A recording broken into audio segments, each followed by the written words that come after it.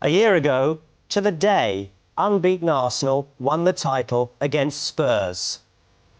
The best team in the country is that team there. Arsenal are conquering it all. Tonight, they could lose it against them. The trophy's on the move across the capital, and he knows why.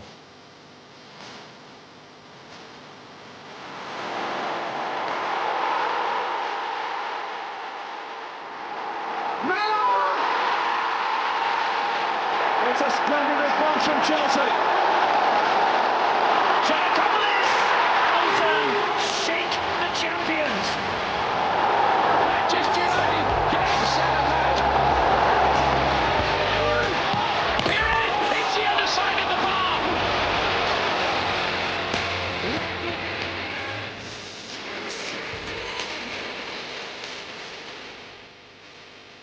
But Arsene Wenger will not want to lose the title tonight, not against Tottenham.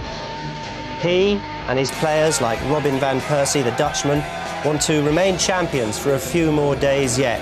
They want to win for their own reasons. They would like to finish second. But Martin Jol and his Spurs side want to win for their own reasons. They'd love to help Chelsea tonight because, of course, it would mean that they've won points here. They would like a European place. Now, Chelsea will win the title if Arsenal don't beat Spurs tonight at Highbury. But in case you think that's a formality for the Gunners, consider this. They haven't actually done the double over Spurs for 16 years. So, Spurs fans, are Chelsea going to win the title tonight? Right, we can stop them here at what they call their home of football and stop them winning the league. Arsenal Spurs is always quite passionate. I think whatever happens, it's going to be a big affair. I think it's just an extra edge for the Spurs players to meet, just to say that we stopped Arsenal winning is quite nice. For Spurs fans, it's a lot after what they did to us last season, but we'll see what happens. I mean, Chelsea are going to win it anyway, but I mean, final now in the coffin, isn't it? You know, so be nice. It's the title decider this evening, and if Chelsea do it, we'll get the reaction there. We've got cameras in Chelsea. We've also got cameras here at Highbury. It's the 136th North London derby between Arsenal and Tottenham. Very good evening. Welcome to Highbury, home of the champions for the moment. Anyway, this is how it stands right now for this title decider. Chelsea are 14 points clear. They will win the title if Arsenal don't win tonight.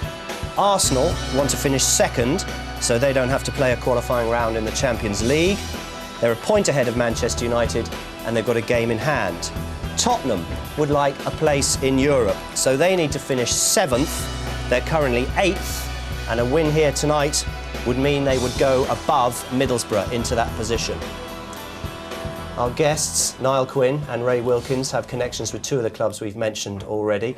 Tiny little bit of team news that I'm just hearing about. Robin van Persie, who we saw there, is going to start for Arsenal. Dennis Bergkamp's going to be on the bench, and it's Canute and Defoe up front for Tottenham. Let's have a word with our guests. Niall, we're at Highbury. We'll talk about Chelsea in a moment. What does it mean, first of all, this game for Arsenal? Well, Arsenal Spurs is a huge game, and I can remember being a kid here. That was the game, you know, that the people always spoke about as being the biggest of the season to look forward to. So that alone makes it a special game. It's their great rivals. But I think in the context of the season and where Arsenal have gone, they've got to qualify for the Champions League in second place. In my opinion, that is so much better than third.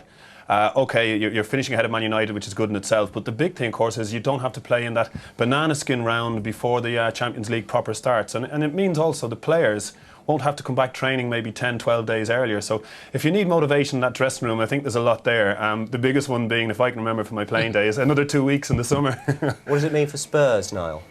Spurs have a chance of Europe, and I think if you look at Spurs' recent history, the last 15 years or so, 20 years, European football, the night they won the trophy in White Hart Lane, I can remember it was probably one of their best nights, and so European football means a lot to that club. They have a history at it. They push a step closer to it, and it would be, I think, a fantastic achievement since Martin Jol came in and took over from a side that were negative, looked not to be enjoying themselves, team spirit didn't look great, and I think that would be a just reward if he can do that. Ray, what about Chelsea? Their manager says he wants Arsenal Arsenal to win tonight so they can win it on their own terms? Well, I think that's typical Jose. I think that's going with the trend of what he's set this year. But I'm sure all those players sitting at home tonight will be hoping that that Tottenham can do something for them, because that will be another one in the bag and another one sewn up. And then they can really concentrate on those big ones coming up on Wednesday and then the following Tuesday against Liverpool. So I'm sure that the players would prefer if it was wrapped up tonight. But Jose is Jose. And well, what did you make of that performance by Chelsea against Fulham that set tonight up on Saturday lunchtime? Well, I managed to see the first half. I saw the first half at our ground after we finished training. And I thought Chris Coleman had sent his side out in a fine fashion. They came there, they didn't go there to lay down and die. They went there to play football and have a go at Chelsea. But when you've got guys that can produce that sort of stuff, you know, Joe Cole's just hitting that on the turn. When I first saw it, I thought he could have been shut down a bit quicker. But this young man, John, finishes that wonderfully well, shows a bit of strength. But then made some substitutions, didn't they? They brought on Robin. Absolutely. Robin comes on, sets one up for Frank, who can't stop scoring. They are a very talented outfit, and you know, when you think you've got the likes of Robin, what a pass. Great first touch, cuts across defenders, doesn't give them a chance to get a tackle in, and Ida Johnson scores. But they are the form team, and they do look a just stunning outfit. Wasn't an easy win for them. In the end, though, 3-1's a good score, isn't it? Yeah, I think Chris Coleman took a lot of comfort out of the fact that his side made it very, very difficult for the best side in the land. But that Chelsea celebration, won. is that a championship winning celebration to you? It's near enough. I think we've seen this so many times, the guys, the way they show up with each other after games, they go up to their fans. There's something that's been building up all year, that they had this inner belief as a group, as a unit, that they were going to succeed. And I think what you're seeing there now is a little bits of smiles breaking through, as opposed to the sort of early on the season it was all sort of vigour and got to do well, like, you know. But now you can see a sort of smile, like, haven't we done well? Do you think, Ray, the intervention of Chelsea tonight will have any bearing on how the players of Arsenal and Tottenham are feeling? No, not at all. This is, as Niall said before the game, just as we kicked off the show, it's a massive game, this game. It's a real big game, great London derby. I just think tonight that Arsenal will show the same professionalism as they have done in chasing Chelsea, and I think they'll be too strong for Tottenham. I thought the way they played last week at Stamford Bridge was admirable. You know, they took the game right away from Chelsea, didn't give them a prayer for the first half an hour, and I thought they looked a very, very good outfit. Now, I mentioned that we've got cameras not just here, but also outside Stamford Bridge in the local bars, and Phil Edwards can tell us what the atmosphere is like. Phil? Yeah, it's building up nicely down here. A few of the early starters here already, but you talk to them, you know, and there are mixed views. Some people want to win it tonight. Other people don't want Tottenham to be responsible for winning it for them. Some people say, we've waited 5 decades. We don't mind waiting 5 more days to win it up at the Reebok Stadium on Saturday. Some people, you know, also say that they don't want the distraction ahead of Wednesday night's Champions League game. That's why they want it to be won on Saturday rather than tonight, but they'll take it tonight if it comes.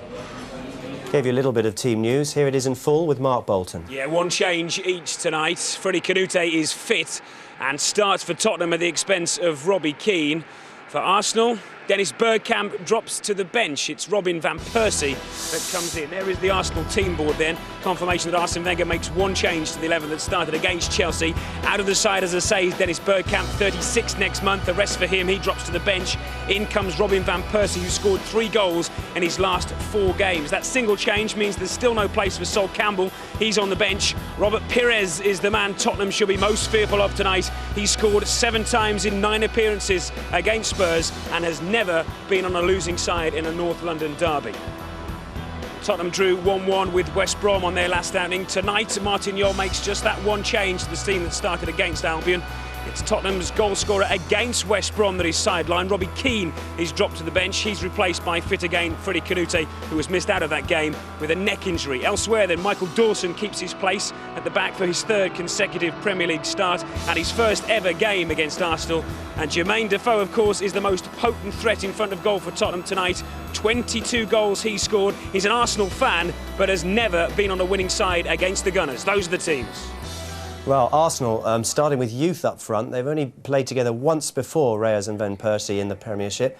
That's an interesting lineup up front, Niall, isn't it? Yeah, absolutely. I think, you know, you sometimes when Henry is out, you always expect Dennis Bergkamp to play because you need the balance. But I think at this stage of the season, Arsene Wenger's probably seen those guys, they've seen enough at this stage. They can say to them, you go up there, show us what you can do. Wonderful chance for Van Persie. I think a statement tonight really that you can play instead of Dennis in the Premiership in such a big game means that Arsene Wenger believes in him. So I hope he takes his chance. He's a very talented young player, and of course Ray as well. I mean, he started on fire. I mean, we thought, you know, it couldn't possibly continue, and it didn't really in effect. But having said that, he'll play in a freer role maybe tonight, and we might see some glimpses. A good strong finish this season from him will set him up nicely for next year as well. OK, we'll actually hear from Robin Van Persie later. He's got some very interesting things to say about his discipline and how it's all changed this season. Now, what about the front two for Spurs? You get the impression Martinelli hasn't quite decided. It's Canute and Defoe tonight. Who his best two are yet? I think that's his favourite matchup. Is Canute and Defoe. I think he likes to go little and large. He's tried Keane and Defoe with their pace and their movement, but I think he likes to have that big guy in there. But if you look at the midfield section of Tottenham, it's extremely young. The side is quite young, so it augurs well for Tottenham in the future. I was lucky enough to be at the PFA Awards last night. You can watch exactly what happened with the programme after this programme here on Sky Sports 1. John Terry was named the PFA's Player of the Year. Any complaints about that for you, Ray? No, I think John's been absolutely outstanding, along with Frank Lampard. I thought it might be a toss-up between the two of them. Taking nothing whatsoever away from Frank, I'm delighted that John won it, because it's nice to see a defender, in actual fact, win something. You know, we normally see the boys in the glamour, the ones that stick the ball in the net, midfield players and forward players winning it, but it's nice to see that John was recognised. Yeah, he was the Player of the Year. The young Player of the Year can do this.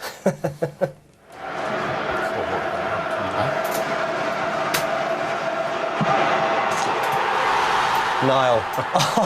I can promise you, and I speak not just for myself, maybe 90% of pros have never even done that in training, never mind on a What is that? Is that instinct or is that It's ability. dedication? It's ability. It's dedication, of course, but it's natural ability, but it's also belief in oneself. You know, how many times would we see somebody maybe take a touch there, try and get it out of their feet, but that young fella doesn't know anything about fear. All he knows is, I've got this. I've got this great ability. We and I'm have going a to use player it. cam angle here, which I hadn't seen before this evening. It's actually having a whinge at the referee in the build-up to this. Have a look at this. He's chatting to the ref. He's still having a little go, and suddenly he gets involved in the play. Have a look. Left the referee for dead, didn't he? Neil Barry. Yeah, it was. I mean, it's just brilliant to watch. I think we say whenever we see something skillful like that, we say all kids should watch that. But that is really one where we can say anybody can watch that. Old ladies at home watching telly will jump up and down when they see that. That's how good it was. It was fantastic. What do you make of it, Ray? Oh, it's wonderful. He's a young man living out everybody's or every kid's dream. You know, to score a goal like that at the Stretford end at Old Trafford. Justifiably the PFA Young Player of the Year, in your opinion? Oh, absolutely. I would have thought there'd have been a few little votes for him as the Player of the Year as well. But most definitely one of the best young players you're likely to see. Definitely one of the defining moments of the weekend. Here's another one. Harry Redknapp back at Portsmouth. Actually, wasn't as bad as some people had predicted, but it was a good decision. Terrible for Harry, really. I mean, you know, the Southampton dressing room for the next 2 weeks, but that was actually Pompey's biggest ever win over Southampton. First time Portsmouth are going to finish above Southampton for 45 years. So Southampton are bottom, 3 games to go. They got 1 point from their last 5 games. West Brom, after their heavy defeat, are just a point ahead. It was actually their first defeat in 5 matches. Norwich and Palace both won. They're a further point ahead. Norwich have got 10 points from the last 12 available, in fact. So you could say they are the form side at the moment. Who have they got to play? Just have a look at the fixtures, boys, and tell us whether it matters who you play at this stage of the season, Ray. Well, I think it does for Southampton, because they've got the opportunity to get hold of Norwich and Crystal Palace. So when you're playing teams down the bottom, they are all 6-pointers, and you don't really want to be going into that last one against Manchester United. Albion's game in hand is tomorrow night against Blackburn. It's a massive game. You know, Robbo has turned it around wonderfully well there at West Brom. But they've still got, they've got a Blackburn, Arsenal, Manchester United, and then again Portsmouth. Yeah, they've got to win tomorrow. They've got to win tomorrow. That's a must-win game, because you look at Arsenal, Man United. We're talking about how important their games are for qualifying what they want to do. That's a game they have to win. OK, Norwich are the form team. We saw their fixtures. Palace and perhaps Fulham, who are still not out of it, or maybe they're safe. I think with the 5-point gap that they've got, will leave them safe in, to be perfectly honest. But Crystal Palace have got some very, very tough games. You know, that Charlton one, that's a local rival game there. The last game of the season, you don't really want that, and that's going to be extremely difficult for them. That was the weekend. Tonight, the title could be won. And if Chelsea do it, it'll be down to Spurs. Spurs want a European place. Arsenal and these fans would like to come second in the Premiership. When we come back, Arsene Wenger will tell us why he thinks his side are not winning the title this season. I feel my team had a bad period during the season where we were punished a lot in the air because we had many strong players in the air who were missing, and we conceded many goals on set pieces, what we don't do anymore because we are back. Now, of course, we were talking about a year to the day when Arsenal played Tottenham at White Hart Lane. Arsenal became champions, but since then, of course, they've slightly lost a bit of power, and through have come Chelsea. Guy Havard now looks at the shift from red to blue.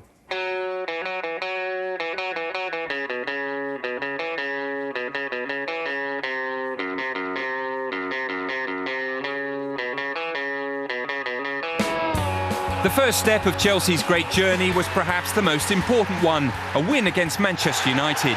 Arsenal began stylishly. It was now a record 43 unbeaten. Immortal, invincible. October brought Chelsea's first defeat under Mourinho. Anelka converted the controversial penalty. Free-scoring Arsenal were 5 points clear, but all that was about to change suddenly. At Old Trafford, the Invincibles were set to become mortal again. Oh, that's a penalty. That's a penalty. Here's Rooney! Arsenal lost their swagger that day, and over the next few weeks, probably their title. They failed to beat strugglers Southampton, Palace and West Brom. In total, they squandered 12 points in one hellish month.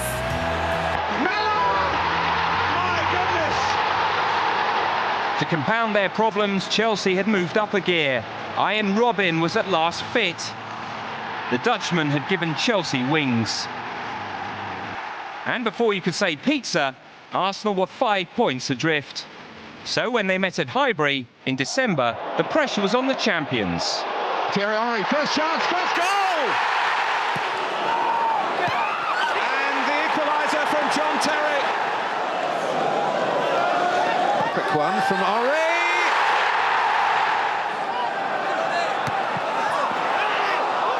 It's 2-2 and they've wasted no time about it. Mourinho's extraordinary defence would later go on to keep a record 10 successive Premiership clean sheets. In January, they won at Tottenham, and later Arsenal, who still had Almunia in for the drop layman, lost at Bolton. It was a landmark Saturday. Chelsea's lead was now into double figures.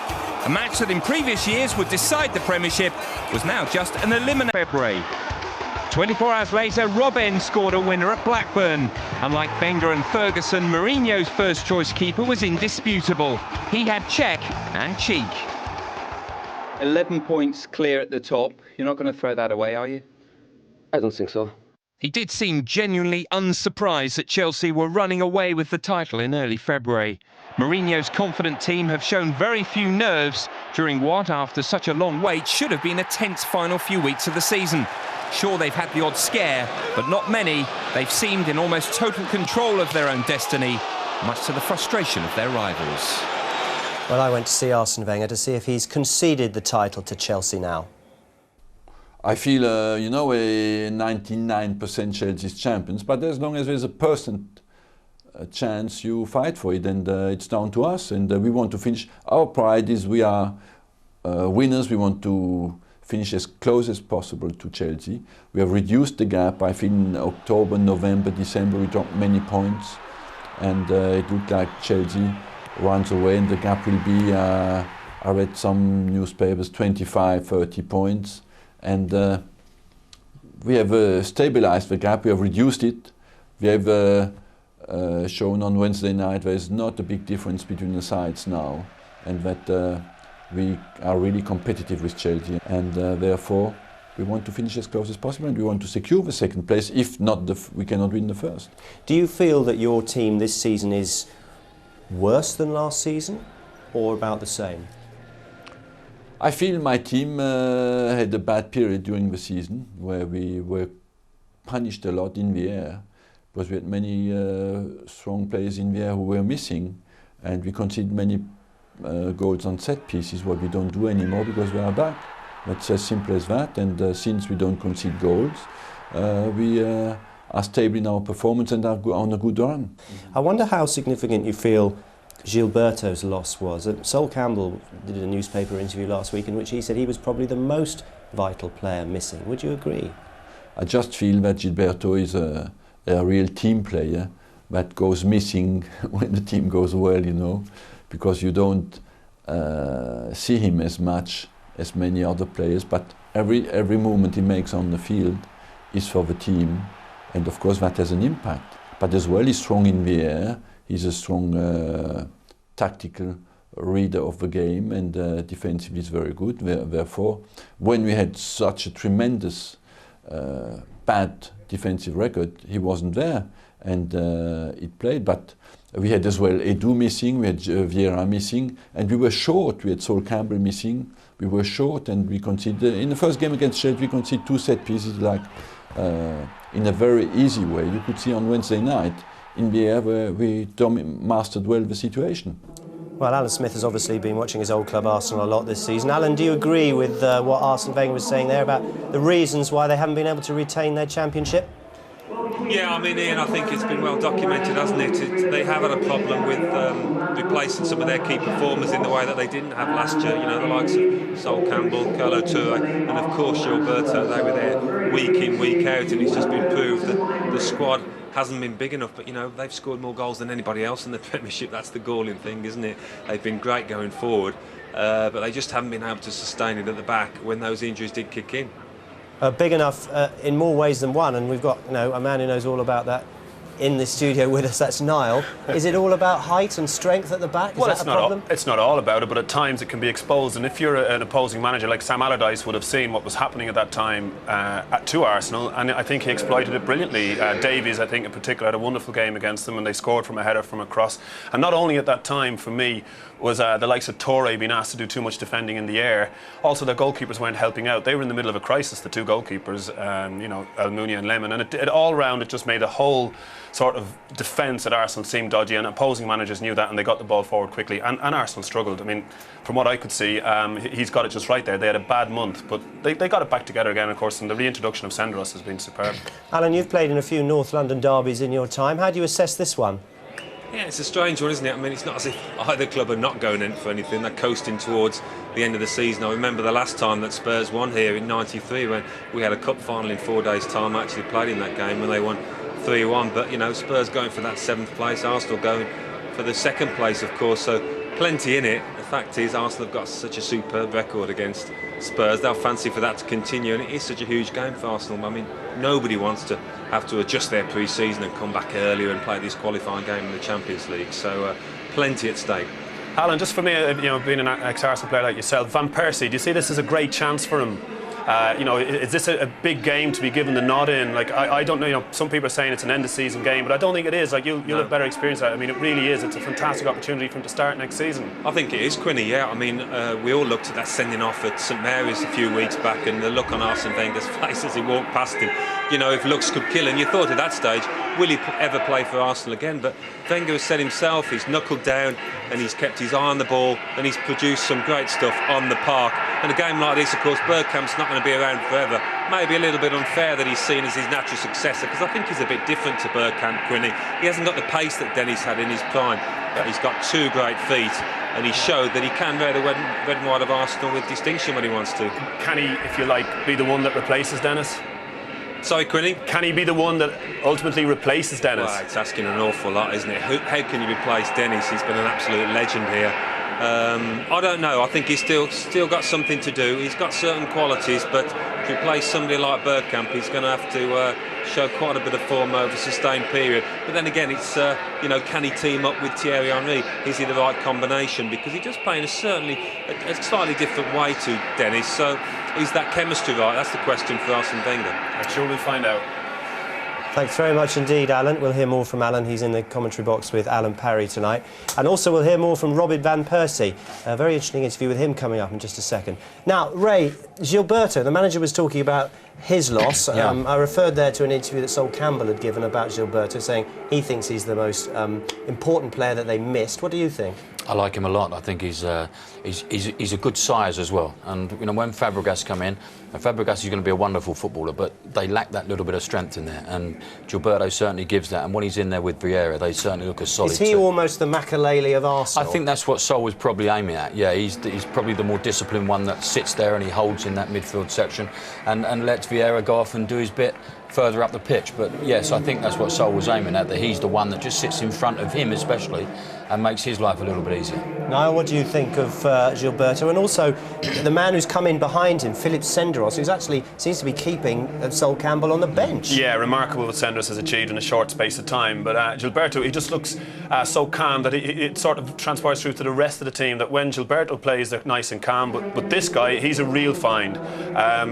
I thought he came in at a difficult time. It was all Chelsea as far as the media were concerned. There was pressure on, the goalkeepers were getting all this criticism. And almost quietly, without anybody really taking much notice, he's struck up a relationship with Torre at the back there. He looks very, very good. He's in control, he talks a lot. And he's not sort of overawed by any occasion. And no surprise tonight. I mean, little did we think 6 weeks ago that somebody would keep Sol Campbell out and we wouldn't be shocked. And we're not. That's how well he's done.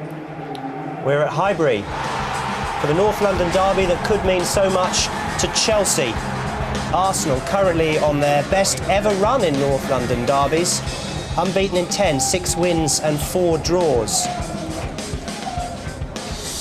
When we come back, we'll hear from Martin Jol. His first Premiership game in sole charge of Spurs was against Arsenal.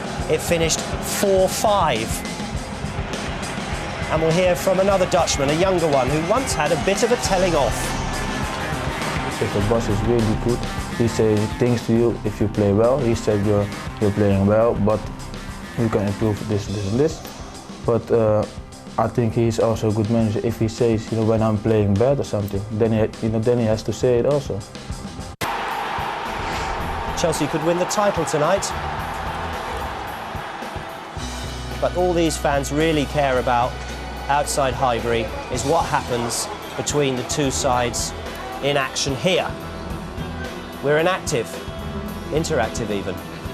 You can press the red button, said it so many times, and choose exactly how you want to watch the match. Our guests are Niall Quinn and Ray Wilkins. It's Arsenal against Spurs. Let's consider Spurs. Martin Jol is with Mark Bolton.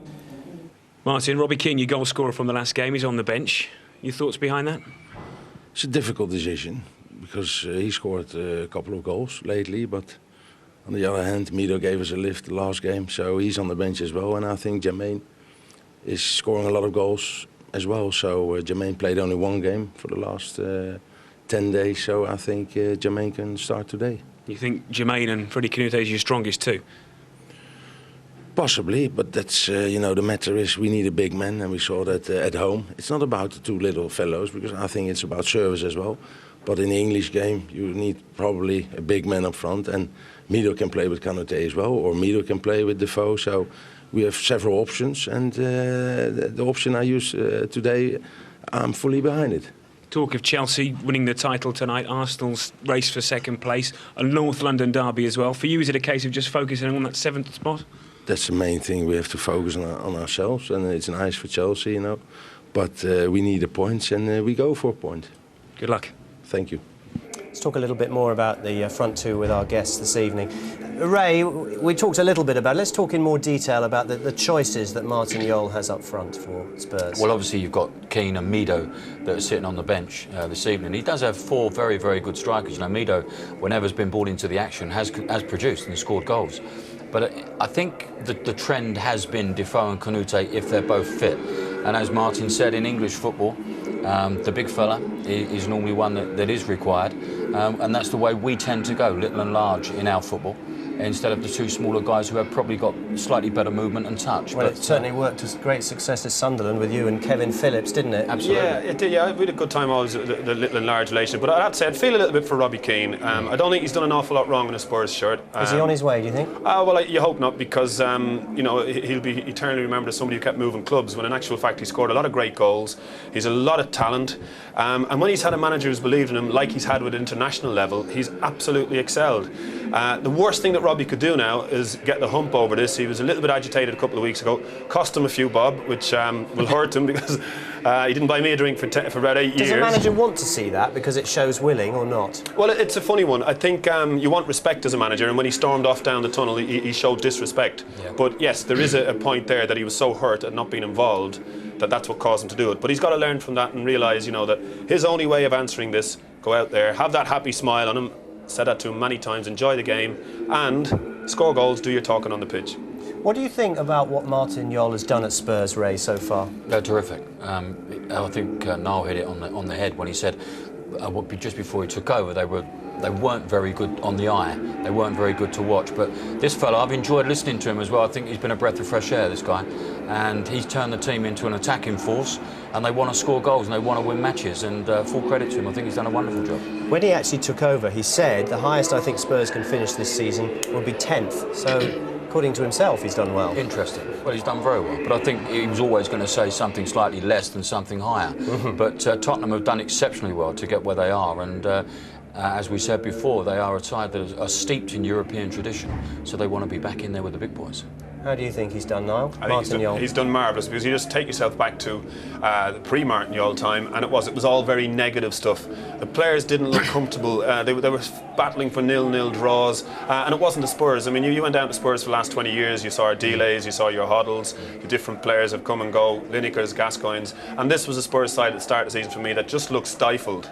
And then this guy came in and got smiles on their faces, got them playing a more attacking brand of football. To me, showed a team spirit about them. I got them to show a team spirit that they hadn't showed for a while. Do you think it went too far the other way in that first game against Arsenal? Well, I was at the game and it was incredible, and I really felt for him, because it was a great chance to turn one over on your local rivals, to sort of herald your arrival as the manager, and they did enough at one end of the pitch to win comfortably. But what they did down the other end, I mean, it was kamikaze stuff, and he obviously hit a problem to address there. But in fairness, they've shown it up quite well at the back. The goalkeeper's in outstanding form, really worked hard. He looks an athlete. Just watching him do his warm-up here, he's a far fitter, leaner keeper than the one we saw a couple of years ago at Leeds. And for me, Martin Jol has done great at bringing it all along in all aspects.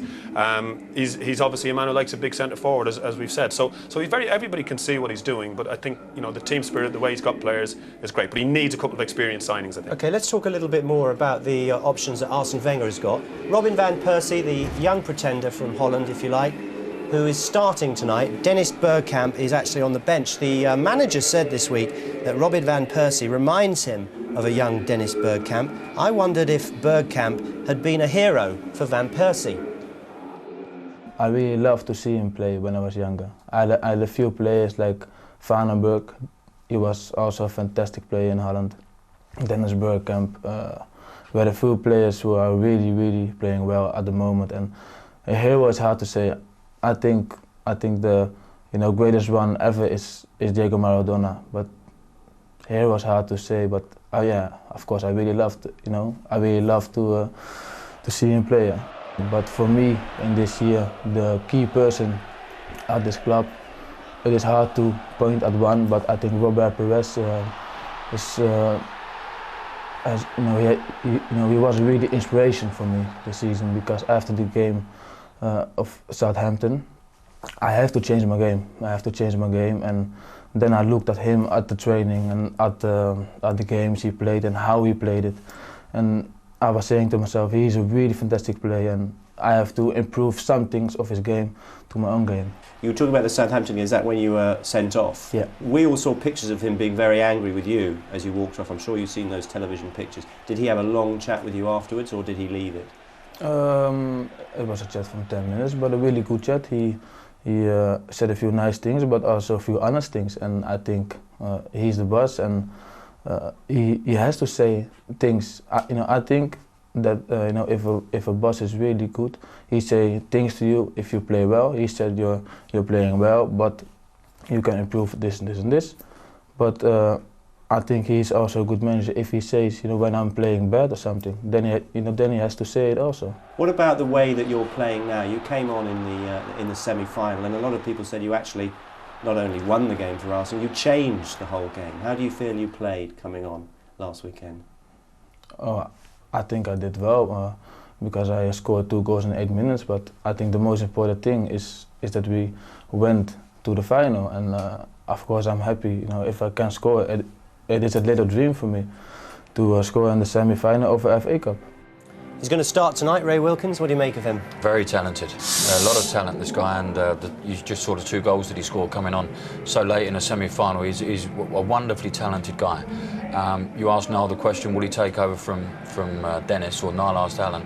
I don't know whether he's a similar sort of player today. I think Dennis, the first couple of yards of Dennis's pace was in his head, and I think he was a genius of a footballer, Dennis Bergkamp. But this guy has got a magnificent left foot, and given half a chance, he will score goals.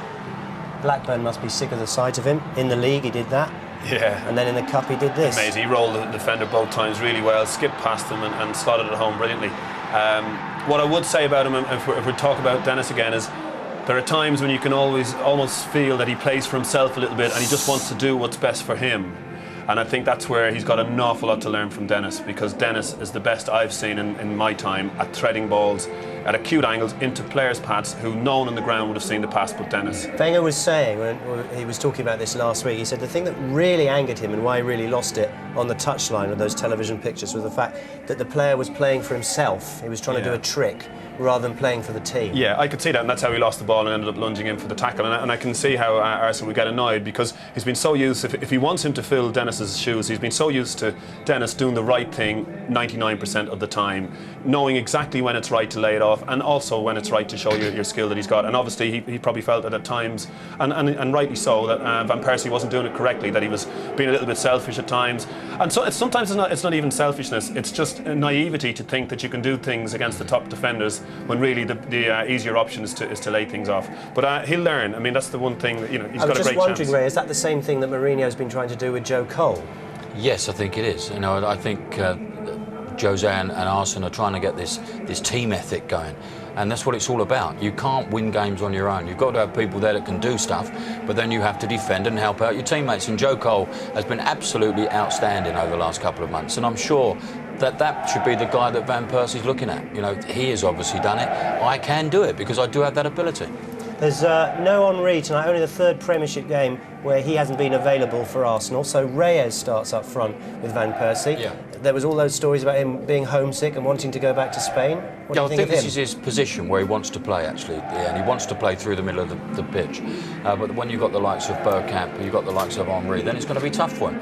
It's nice to see. I thought he did okay, actually, when he played on the left-hand side. But again, another very, very talented guy. And I think young Dawson tonight's got a bit of a problem with these two, Van Persie and Reyes, in that they won't play up against him, and he won't be used to that, young Dawson. He'll like things put up in the air and people he'll come through them and head it away. But will these people have a lot of movement against him? And I think it's going to be a very, very interesting night, but certainly an exquisite talent. Has he lived up to his expensive price tag? I thought he started like a house on fire. He was magic, and it became difficult for him. Maybe the winter months, homesickness you mentioned, it got a little bit more difficult for him. But it also coincided with what Arsene attributed to poor form at the back. That when he wasn't there shining up front and the mistakes at the back were costing him, then we think he's probably done far worse than he actually has. But in terms of what he can do for his team, I think there's a load more to come from him. Very interesting to see how this relationship goes. I don't think for a prayer a million miles any of them will take Thierry Henry's place for any prolonged length of time. But I do think it's a good opportunity for him, because there is a place up there for grabs. Chelsea apart, what are you expecting from this match tonight then, Ray? A belter. Hopefully what we saw at the start of the season. Yeah, that would be fantastic. But I expect to see an Arsenal victory. What are you expecting, Niall? Yeah, I just think the way they approached the Chelsea game in the week, to me, showed that Arsenal really still have a professionalism, they have a pride, and many words to describe it. It's a determination to overcome and to succeed, and I think it'll just be too much at Highbury tonight for Tottenham. We've mentioned that for Chelsea to win the title, Arsenal have to fail to win tonight, and then Chelsea will be champions. Look at the head-to-head records. I still find the most astonishing fact, though, that Arsenal have not done the double over Spurs, i.e. beaten them home and away in one season, for 16 years, 1989, when they famously won the title with George Graham. It's Arsenal against Spurs, and they have a few goals between them. Remember the last time they played, it was at White Hart Lane. There were 9 goals and 9 different goal scorers.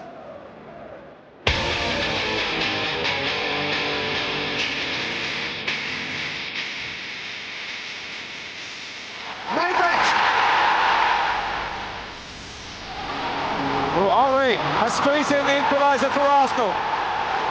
Trials and tribulations for Tottenham at the moment, and they've conceded a penalty. Tottenham 1, Arsenal 2. It's 3-1. Jermaine Defoe all the way! And how? Oh, reverse to Ljungberg. Absolutely fantastic. Oh, but they got one back. A fifth for Arsenal. It's Canute. It is Tottenham Hotspur 4, Arsenal 5. Well, you could say, goal-wise, these two have got previous, but it's not just a North London derby tonight. Remember, it's a title decider, and we've got cameras in Chelsea to get the reaction should that happen. Here's Alan Smith and Alan Parry.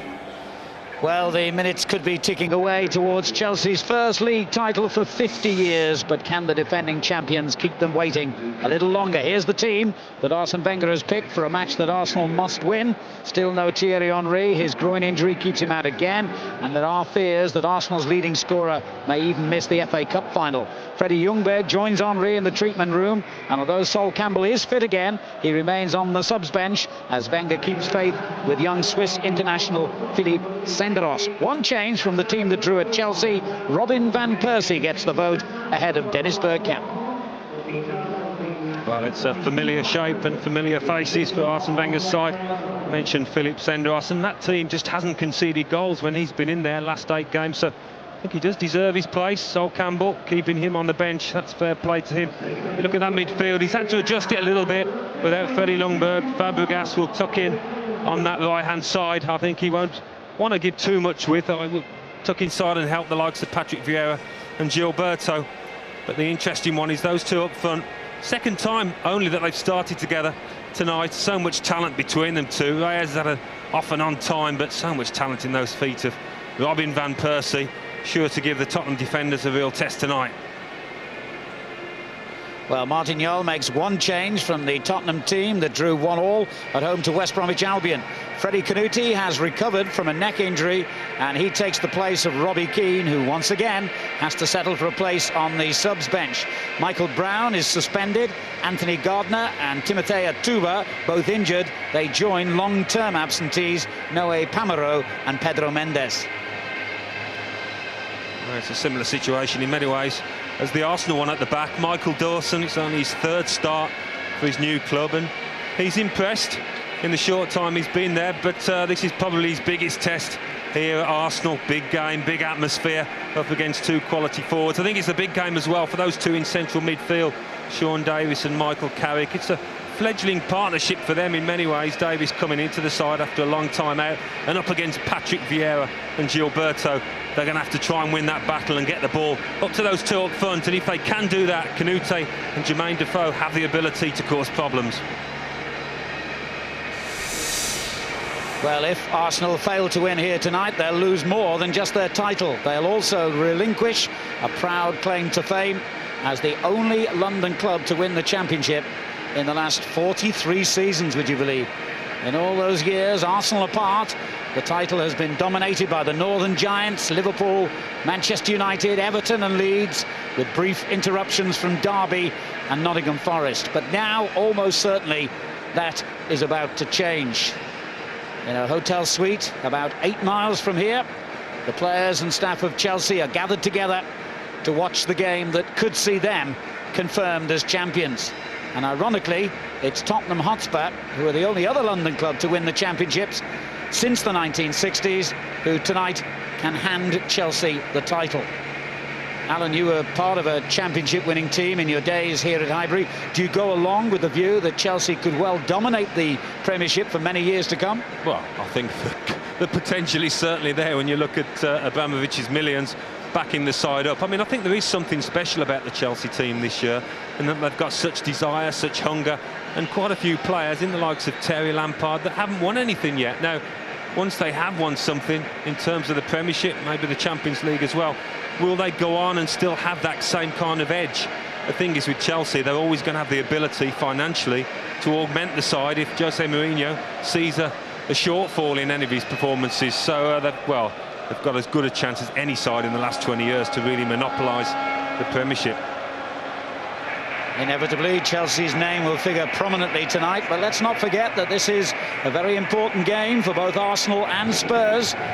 Even if Arsenal are about to lose their title, they still need to go all out for second place to avoid having to face a Champions League qualifying round. And of course, Tottenham need the points to further their own ambitions for European football next season. And of course, there's the little matter of local rivalry with Highbury and White Hart Lane less than 5 miles apart. Certainly it's got, Alan, all the ingredients for a night of high drama. Yeah, I think when hasn't a North London derby had some drama somewhere along the way? So I would expect some tonight. The rivalry between the two sets of fans is still just as strong, although, you know, in terms of positions in the Premiership, they haven't been as close as they once were. In my day, we used to play each other, and it was a little bit more of an even contest at times. Arsenal, of course, have had the upper hand. I think the last time Tottenham did win here, I was playing in '93 when we were resting a few players 4 days before the cup final. But I expect a good one tonight. Well, there's a man who figured in plenty of North London derbies in his time. It's Pat Jennings, in case you didn't recognise him, one of the all-time great goalkeepers. That hairstyle's never changed, does it? Never. Lovely guy as well. Yeah.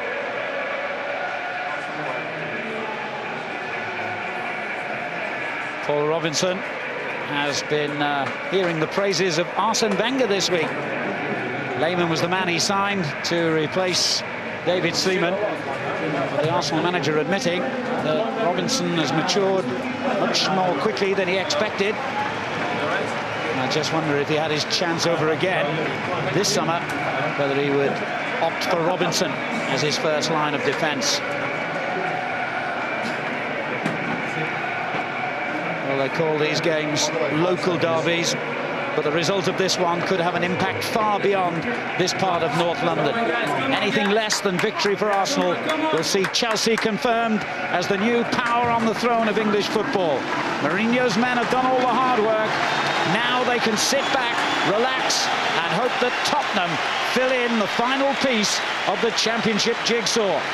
But Arsenal haven't given up their title yet. And with Spurs going flat out for a place in Europe themselves, there's so much at stake here at Highbury tonight. We're live with the North London derby. Kick-off now, just moments away.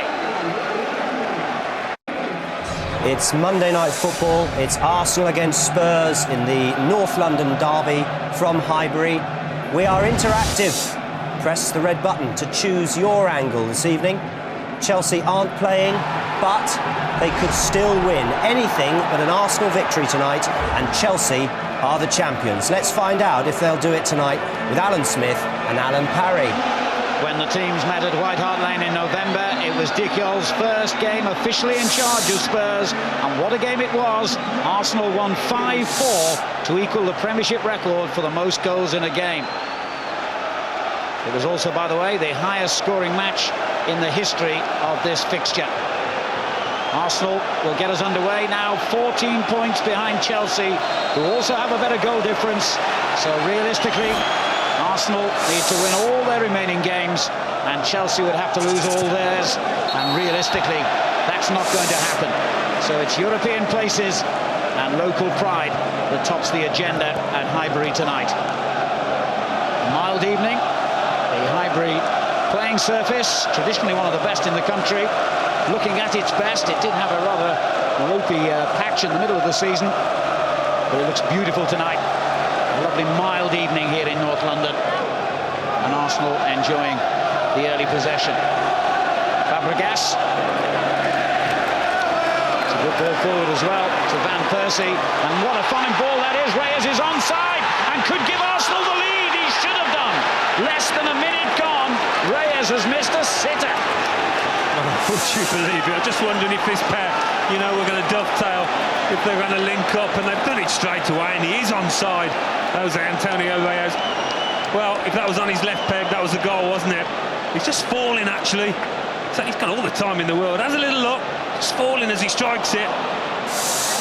What a chance. Well, he's enjoying his longest run in Arsenal's team at the moment. He started the last 8 games. His confidence should be high. Here come Tottenham at the other end. Davis was in a threatening position, as his near namesake, Simon Davis. This spells his with an E. Cross from the right, and he'll take the throw. What a start we could have had. Vieira's headed away. Ashley Cole completes the clearance.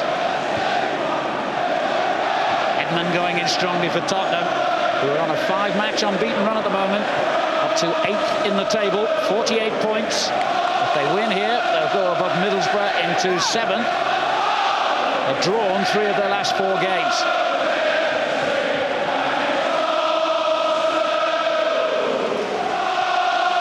Cole back to Senderos. Now Toure. Here's Lauren. And Persie comes to meet it. His through ball that released Reyes moments ago. Sees things very quickly, doesn't he, Robin van Persie?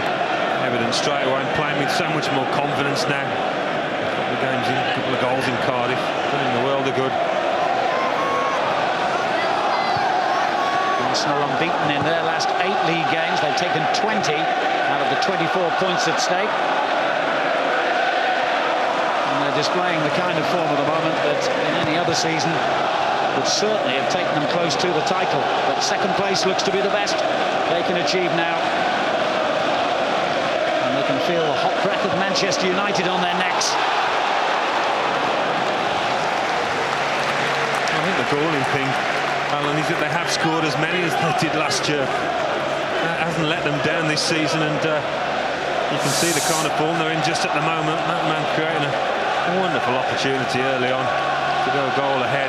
What a start that would have been for Arsenal.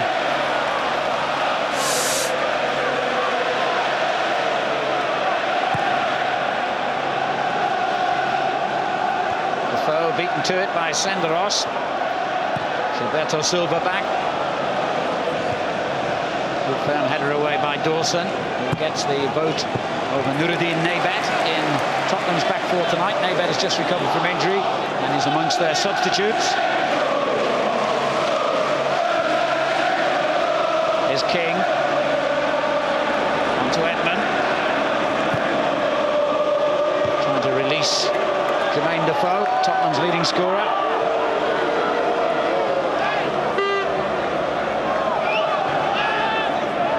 Here's King. Carrick. King again looking to utilise the pace of Defoe, who got in behind Lauren, but Lehmann anticipated the danger. I don't think he actually expected that to come. Jermaine Defoe, he wasn't looking at it. Huge kick by the German goalkeeper. Bradley King dealt with it very impressively. Carrick onto Davis. Kelly, the young right back. Here's Canute. Davis. Good football by Spurs. It's been a feature of their play in recent months. More adventurous side than they were in the early weeks of the season, that's for sure. That adventurous spirit has come at the cost of defensive stability. There's Pires looking to release Reyes again. There's Dawson who slid in.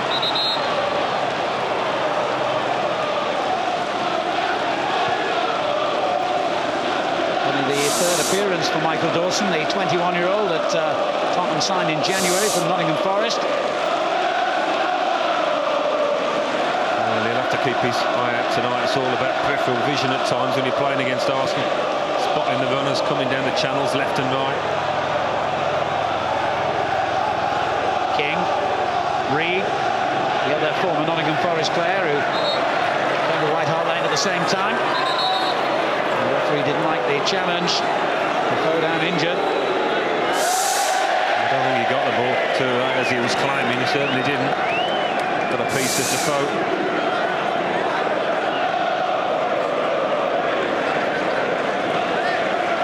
Rockstars, the fourth official, unexpectedly in action early on here.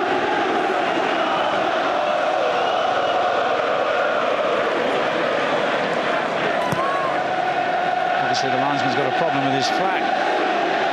Carrick caught in possession by Vieira. Dawson slides in to win it back very firmly.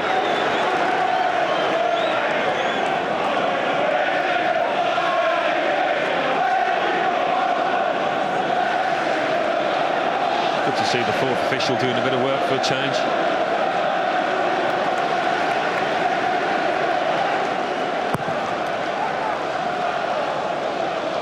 Good header away again by Dawson. Senderos gets it back to Lehmann. Senderos has really blossomed in recent weeks. Remarkably, Arsenal haven't conceded in the last 8 games he started, and that's why Sol Campbell is still on the subs bench. Campbell, who has figured in more of these North London derbies than any other player in either squad tonight. If he gets on, it'll be his 22nd appearance in this fixture. Senderos has got a little bit of a different challenge tonight with Freddie Canute, that aerial power to contend with. Doesn't always come up against that type of player in the Premiership. Lauren, Reed showing him inside. Fabregas, good ball, Reyes. Dawson snapped in again quickly, Kelly helping him out. You'd expect better than that from Reyes. Beautiful ball from Fabregas. Just wonder if that early miss from Reyes will affect his confidence. He's had a real tough time, hasn't he, last third of the season, on and off the field. Interesting to see what does happen in the summer, whether Arsene Wenger does want to keep him or uses him to boost his transfer funds. Arsene Wenger, by the way, has suffered just 1 defeat in 18 previous North London derbies.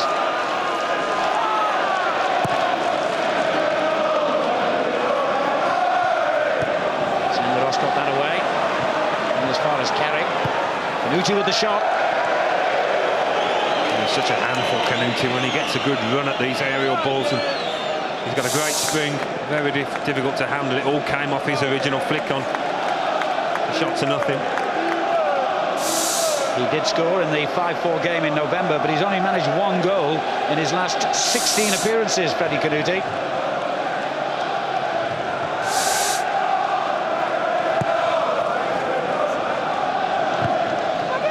Pires. Ashley Cole. Reyes. Good return. Carrick.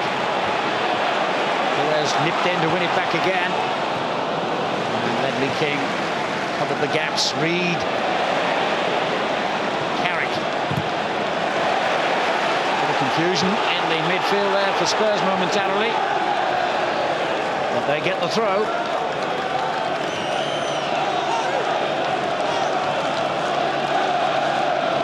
It's been a strange season really for Tottenham. They were as high as 3rd in the table in the early weeks and then dropped as low as 15th in October after the run of 6 successive defeats they suffered. But now they've got a very realistic prospect of European football, and that's something they haven't achieved through their league position for 22 years now.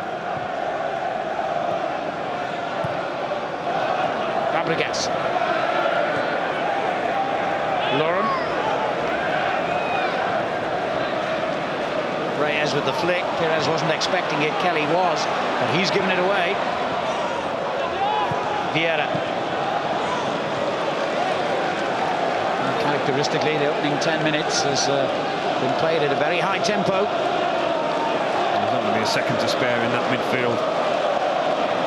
The biggest of pitches at the best of time in these North London derbies. It just seems that little bit smaller.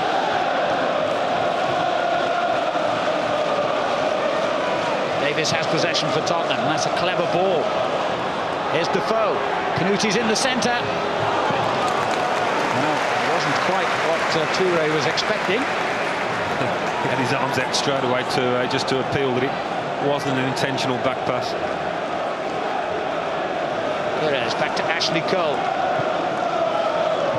Gilberto Silva now enjoying a long run in the team again after his many months out with injuries. Senderos. And Persie was offside in the middle.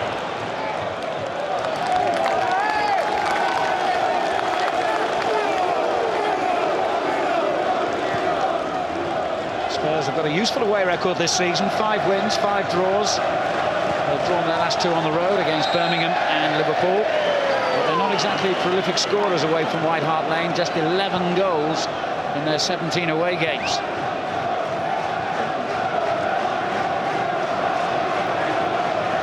Gilberto Silva.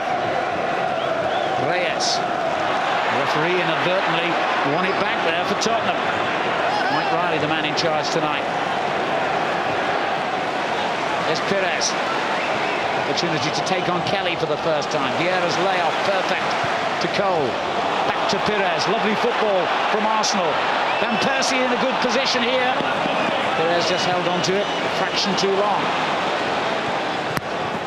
Good challenge from Michael Dawson. Had to get that one right as he went to ground on Perez. Well, they look pretty sharp, don't they, Arsenal, when they go forward? That man's in great form. Canute. Defoe. Those two combining well. Davis. Canute. He looks a real prospect, doesn't he? He's learning all the time, isn't he? But he must be enjoying himself. Probably wouldn't have expected to have stopped in the side as long as he has. Great education for him.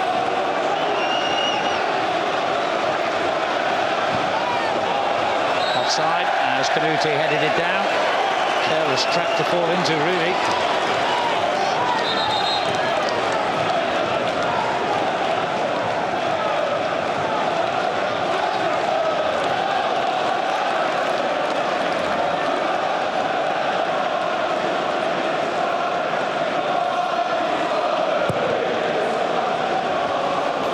Looking for Van Persie, but Dawson's a big lad. He'll win most of the headers, I would think, against Reyes and Van Persie. Defoe at the other end, showing his sharpness again, and a clever effort. Unlucky. Well, it was typically clever effort from Jermaine Defoe. I don't actually think this ball should have got into his feet. Kolo Toure should have done better to get across and intercept that one, but he's got such quick, clever feet, Defoe. Works the ball in a tight space, not too far away. Apparently he was an Arsenal fan as a schoolboy, but he's yet to finish on the winning side against them in his professional career.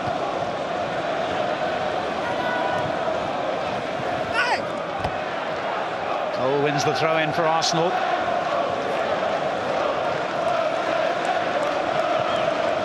Arsene Wenger's team have won each of their last 3 home games, scoring 12 goals.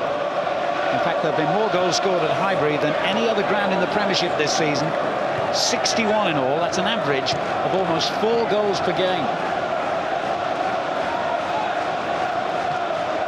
Toure over the head of Perez, away by Dawson. Canute. Arsenal have it back with Cole.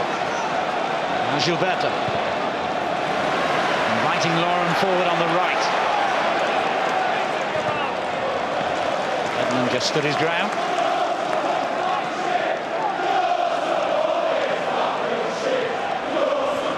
Fabregas. Vieira. Away by Sean Davis. Canute was strong. Then Carrick was fouled by Fabregas.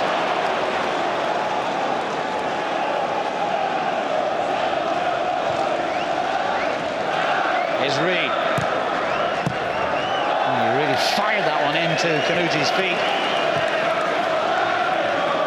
That's the thing with Freddie Canute. You never quite know what you're going to get sometimes. Whether it's going to stick or pop off. Well, we almost had a goal inside the opening 60 seconds, but really for a North London derby with so much at stake, the opening 50 minutes, apart from that, has been pretty uneventful. Good ball from Reyes, though. Cole. Vieira. Gilberto. Fabregas. Kelly just got there ahead of Perez. Vieira. Richard Vieira played his 400th game for Arsenal in the 0-0 draw at Chelsea. It was, by the way, Arsenal's first goalless draw of the season. Well, he said in the programme notes tonight, Alan, that he feels that he's getting back to something like his best, and Arsenal fans will be glad to hear that.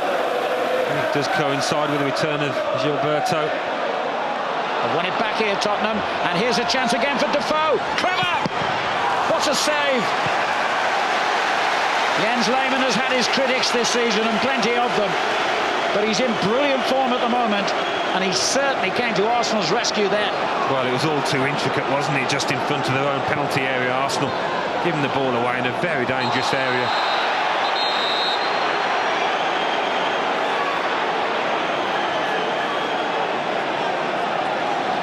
It's going to be a yellow card for Sean Davis. Well, he had to come to his team's rescue here. Playing a short ball to Ryan. You can't afford to concede possession here. You think it's a goal here, Defoe. He goes for power, straight at Lehmann. He's being closed down quickly. Sometimes he slots those in the corner. He's elected to put his boot through it. More a mistake by the striker than a good save by the goalkeeper. Which way would you go on that as we confirm Sean Davis's caution? I think you'd have expected maybe just to have a little look up and side-foot it past. He's been closed down quickly, Jermaine Defoe. Straight down the throat of Jens Lehmann. He'll look on that as a bad miss. Here's Vieira. Eventually went down from Carrick's challenge. And Vieira swept it forward quickly, looking for Reyes. As you can see, players slipping and sliding. There's been quite a lot of rain in London in the last 48 hours, and also they were watering the pitch right up to 5 minutes before the kickoff here. Edmund. Too short. Perez wins it back, and Persie. Carrick did well again. Davis. It was quite a risky challenge, I would have thought. Mr. Riley has given the free kick, but he's given it to Arsenal. No, it's a throw in the end. I think Davis thought Spurs were going to get a free kick, and I did as well. There's Toure. Now Lauren. Fabregas. Gilberto. And Persie and Reyes have already started to make a run. He's picked out Reyes with a peach of a ball. Back to Perez. Gilberto screaming for it again on the edge of the box. Reyes and Perez between them conspire to give it away. Well, they've worked themselves into some promising positions. Arsenal opening 20 minutes. Not made the most of them to now. Really good ball into Reyes' path.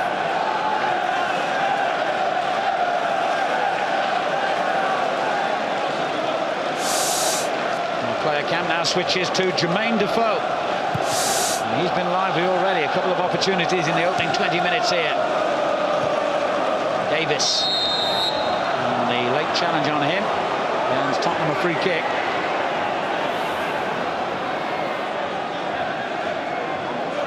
There's a few challenges.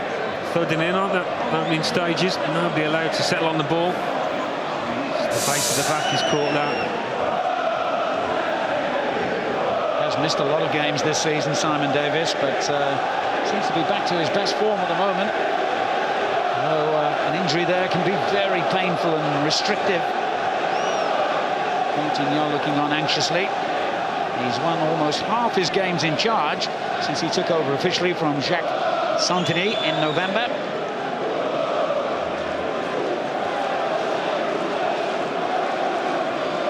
That will be sore, Alan. It's one of those, you wake up in the morning, can't get out of bed.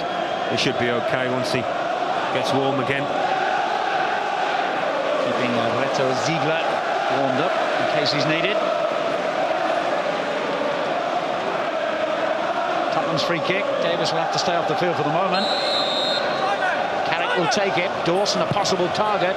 Edge of the box, and it's gone towards him. Lehmann took it well and just about kept it on the field. Given away by Gilberto. Ledley King for Spurs. Davis. Fabregas. Lovely skill, lovely skill. Oh, that's a great ball, and he's onside again here, Reyes. Can he finish this time? There's your answer.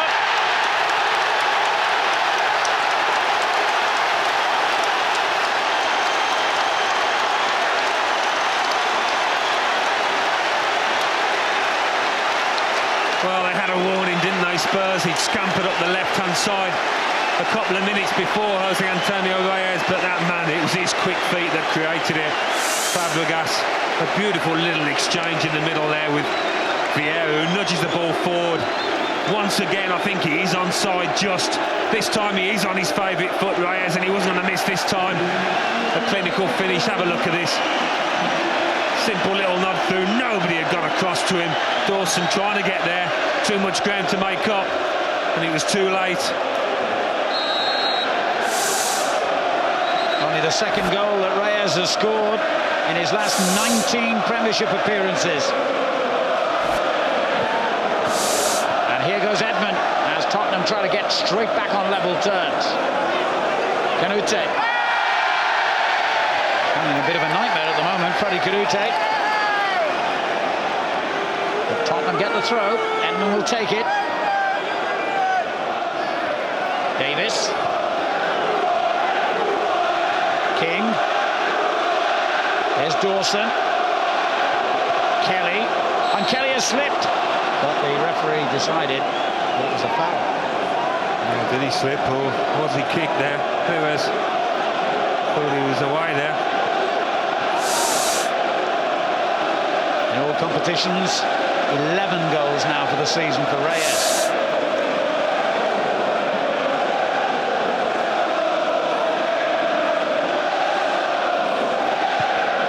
Dawson looks for Canute with the free kick. He did win the header, but that's a goal kick. Well, they have looked sharp on the front foot, Arsenal. Look at that beautiful skill from right to left foot. He's got such great vision, Fabregas. Reyes wasn't going to pass this one up. He had all the time in the world, and on that left foot, such a powerful strike of the ball. Do him a lot of good, that, Reyes. His confidence has taken a battering lately. Canute. And Perez. On to Reyes. Important part in that goal played by Cesc Fabregas. It's hard to believe he's still only 17. He's played over 40 games this season, you know. Well, probably more than Arsene Wenger would ideally have wanted with the injury to Gilberto and Eder at times. But he's just shown what a fantastic talent he is, and I think Barcelona, every time they look at him, they'll be smarting in the fact they lost out to Arsenal. On the right-hand side of midfield, it's not his natural position, but he can play anywhere, I think. Here goes Reyes again. And Persie is in the middle, streaming for the ball. Fabregas is there as well. Lovely little back here, that. Edmund gets it clear, and Defoe completes the clearance. Senderos firmly heads it out to Perez. Arsenal in control. Tottenham are going to get this sorted out, that left-hand channel of Arsenal's where they're threading balls through in between Stephen Kelly and Michael Dawson. Reyes has got in there 3 or 4 times now. Canute. Good run by him. Now Edmund. The goal scored by Reyes was Arsenal's 74th in the league this season, but whereas Chelsea have conceded just 13, Arsenal have let in 33. Patrick Vieira. Now Lauren. Got the pace to keep going here, and the skill. Corner. Probably the first time Lauren has really had a chance to attack Eric Edmund.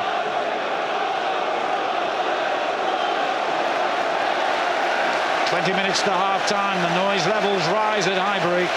Arsenal lead by a goal to nil.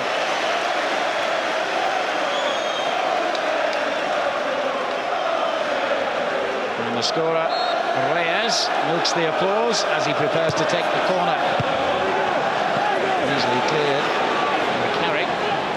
Back in by Fabregas, but Carrick is there again for Tottenham. And a good early ball out for Canute. Defoe trod on it. Fabregas. Great ball for Van Persie. What a good challenge from King. Well, it's there again, isn't it? The exact same position from that left-hand channel. This time Van Persie getting it into feet. Really really are at 6s and 7s down that side, Tottenham. And they certainly haven't got going forward, have they? Breaking down every time it goes up top. One of the front men. A lot of inexperience, of course, on that side of their defence, isn't there, with Kelly and Dawson. Corner. I think it's communication as much as anything. The two haven't played together too many times, you're right. Just needs a little shout at times. Well, they've got to stand firm here, Tottenham. If Arsenal get another before half-time, they've got a real problem on their hands, Spurs.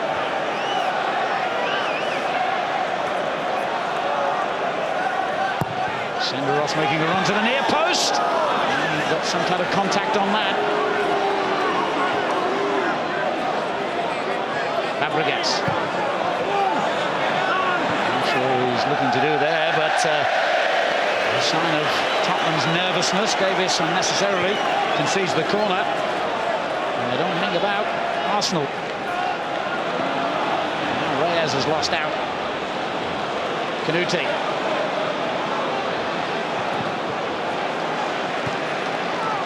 Total misunderstanding between him and Reed.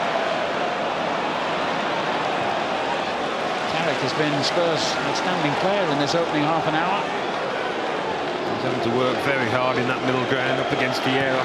Gilberto. He has done well. Once again, giving it away unnecessarily. Canute again. Carrick. Free kick, foul by Vieira. A real fixture in the team, Michael Carrick, after a few early injury problems when he joined Tottenham. King takes the kick quickly. Ashley Cole stood his ground. And here's Sean Davis. Canute.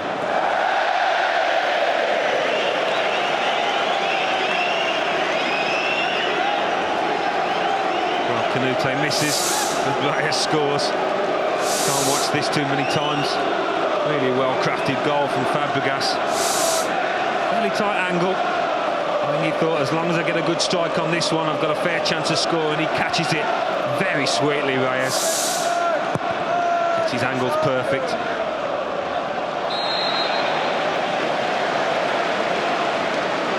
Dawson complains to referee Riley, but the free kick's already been given to Arsenal.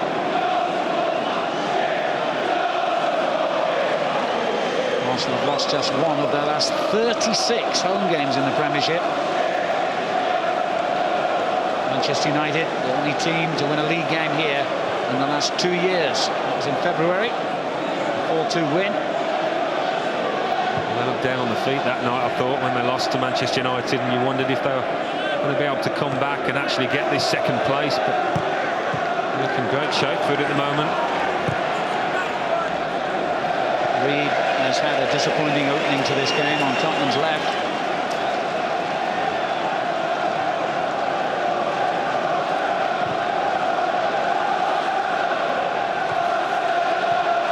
I've pointed out Arsenal's defensive frailties this season, but I should also say that they've actually kept 8 clean sheets in their last 9 games in all the competitions they've been involved in. So they seem to be improving considerably in that area of their play. They looked a little bit nervous, didn't they, opening spell, and maybe that was Tottenham's chance to capitalise on it. They seem to have settled down now. Toure and Senderos in the middle, particularly. Some lovely 1- and 2-touch football here. And Persie. Gilberto. Crowd enjoying this. Tottenham aren't. Great stuff. And it all ends with a foul on Ashley Cole and a free kick. They are so hard to counter when they're in this kind of mood, Arsenal. That one-touch passing, it's the movement. It's so difficult to track. He runs off the ball.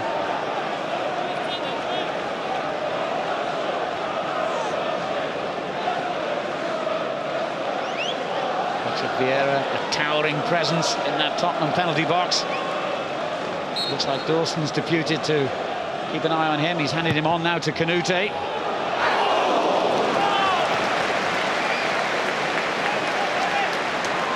Arsenal have another corner.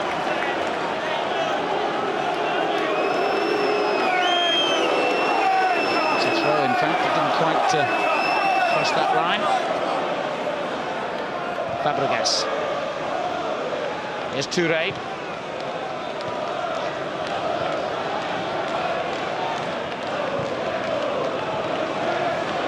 Senderos had to hurry his clearance. A lovely header down for Pires. And Persie.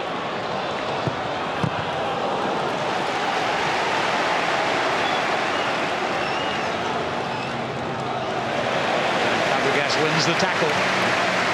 He's got a bit of everything in his game. And he will be the subject of our player cam between now and half-time. Vieira. Tottenham have it back with Reed. On to Defoe.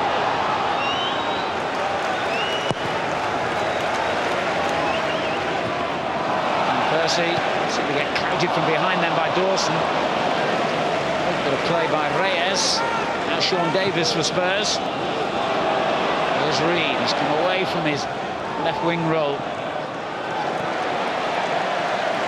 Vieira's there to win it back for Arsenal and find Pires. Reyes has already started his run.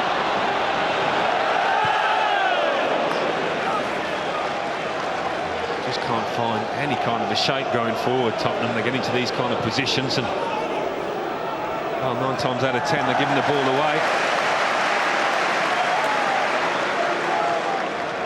Spurs haven't beaten Arsenal home or away for almost 6 years now. The last time a 2-1 win at White Hart Lane in 1999. That was their only victory in the last 18 league derbies. Just 1 win in 9 years. Patrick Vieira, the only player in Arsenal's starting 11 tonight who figured in that game for them.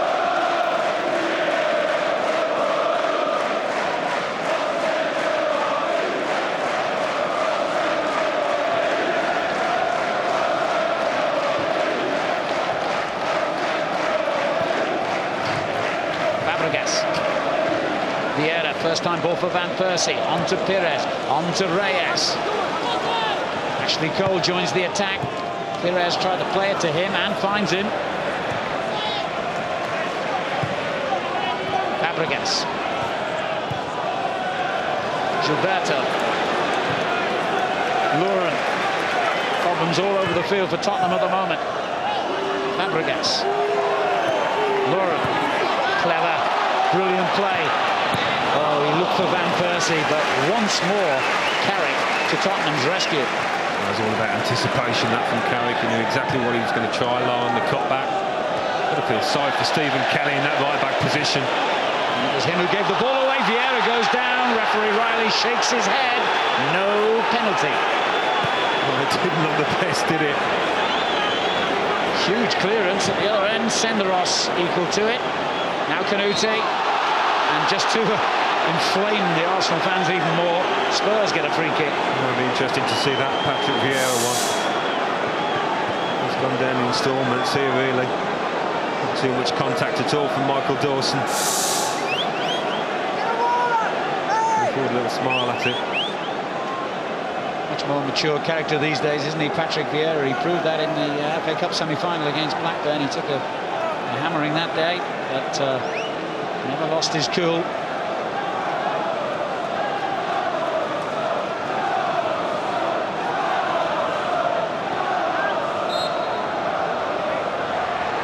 Well, that was a terrible free kick.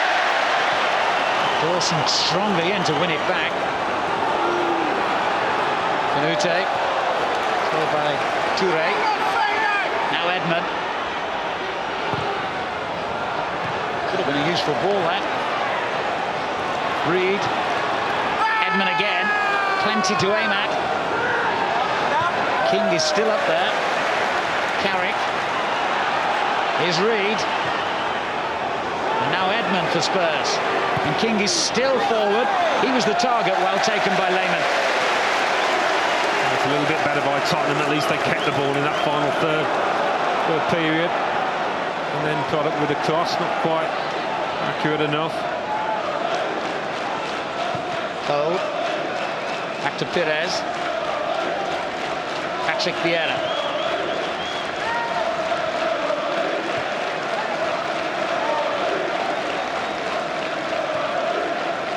Keep ball time again for the reigning champions.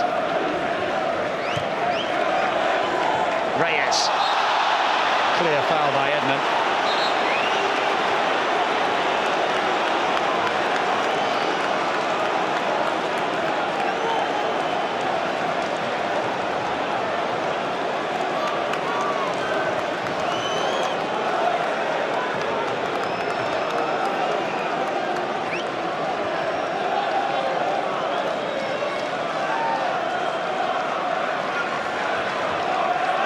Arsenal take their time over the kick, and Persie will deliver it. They like to get Senderos up there. He loves to attack it.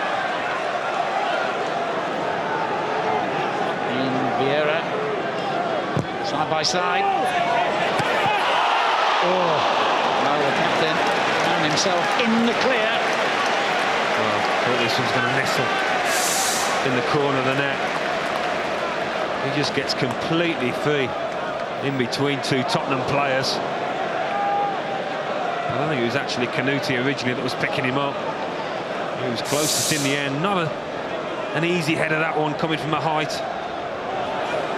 He's got a good record actually for scoring goals against Tottenham. 5 goals in previous North London derbies for a player who's not really prolific in that department. That's a very impressive record. As Perez takes a tumble, and Kelly looks to see what the referee's next action will be. Well, he's certainly been busy, hasn't he, Stephen Kelly? Just going back to that point about him, he's had Ashley Cole, Perez, Van Persie, Reyes to contend with. No card. This needs his man in front, Simon Davies, to tuck in and try and protect him a little bit more.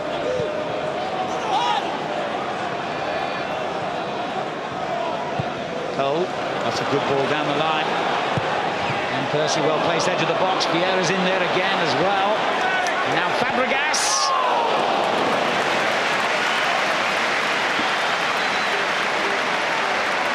I just wonder what kind of view Mike Riley had of that Patrick Vieira penalty appeal. Surging onto it, I think he anticipates the contact here, and he might well have run into Dawson. I think it was enough to bring him down or not, I'm not so sure.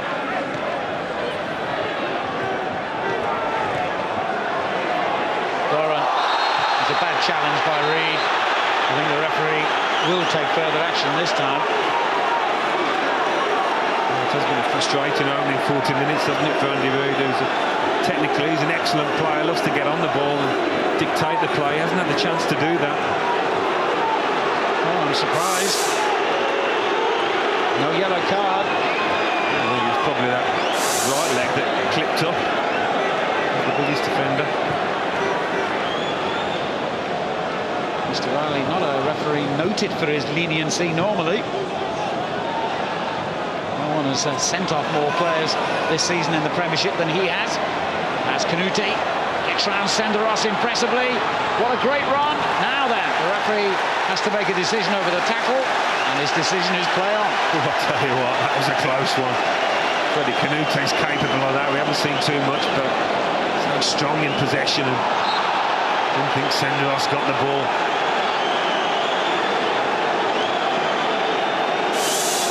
Let's have a look at it. He does get a flick, doesn't he? He does get a flick, Senderos. Doing him an injustice. Yeah, Mr. Riley got that one right. Risky challenge all the same. Fabregas. Good turn by Van Persie, and a great effort. Well, he's showing more and more of this, isn't he, as he settles down into this Arsenal first team. So aware on his right foot. Not far off at all. Knows exactly where his defender is, and where the shooting opportunity lies. Great talent. Oh, clever play again by Perez. Brilliant. Good ball too for Reyes. Van Persie's unmarked in the middle. Fabregas joining in, edge of the box. Here he is! Lauren. It's going to be first port of call for Martignol at half-time to try and get that back four sorted out.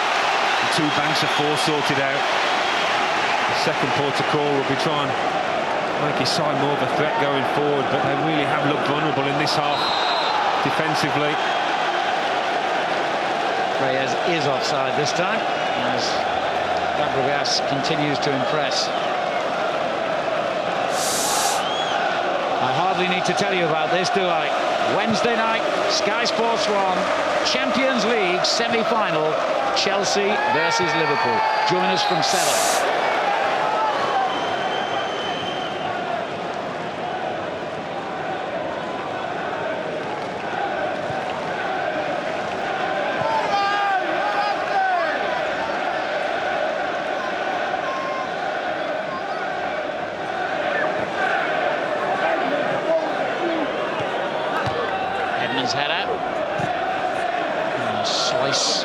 Brazilian slices the ball out of play.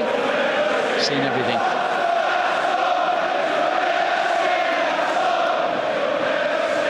Davis.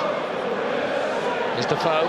So good at holding off bigger defenders in that situation. Now Carrick. Back again to Defoe. It's a difficult ball to control though.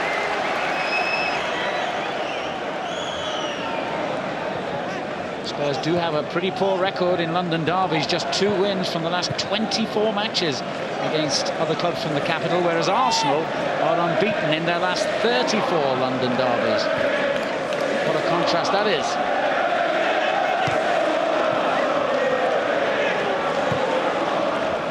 Here's Canute. Chance to get one-on-one against Touré. But he's a strong character, Paulo Touré, who's played more games than any other player for Arsenal this season.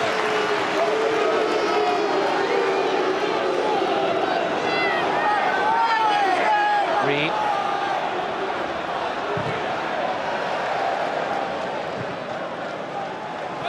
And Tottenham get a rare corner.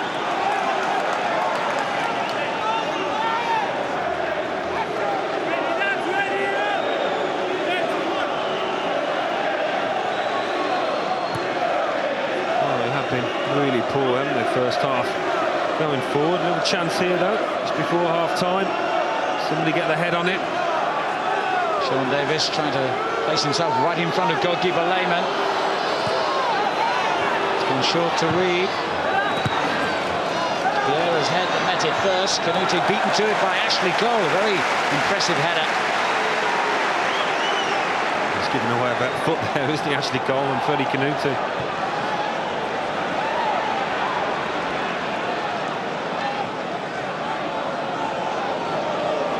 There's Kelly. Canute.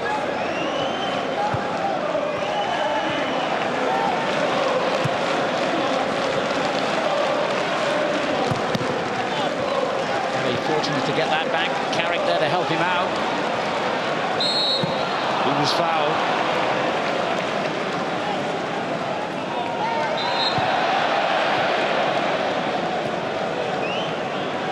Into first half stoppage time now. Not too much of it.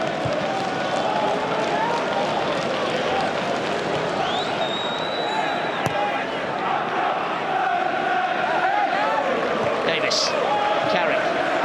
Spurs got to look for a big improvement in the second half to get back in this game. And the Chelsea players and management watching somewhere inside Stamford Bridge will certainly be hoping that they can improve in the second half. Otherwise, they're going to have to wait until Saturday at the earliest opportunity to clinch their championship. Fabregas for Arsenal, who are never going to give up their title without a fight right to the end, but it's mathematically impossible to retain it.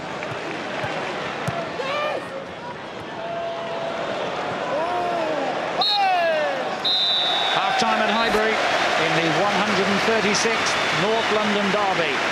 Jose Antonio Reyes could have given Arsenal the lead inside the opening 60 seconds. He failed on that occasion, but he was bang on target after 22 minutes with a lovely finish after excellent approach play from the 17-year-old Fabregas.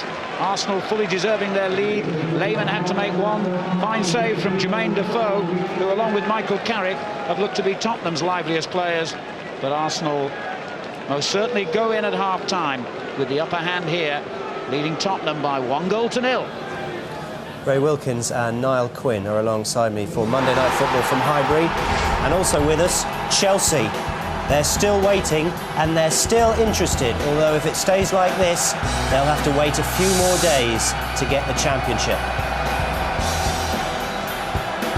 Ray Wilkins and Niall Quinn are our guests here at Highbury watching this North London derby.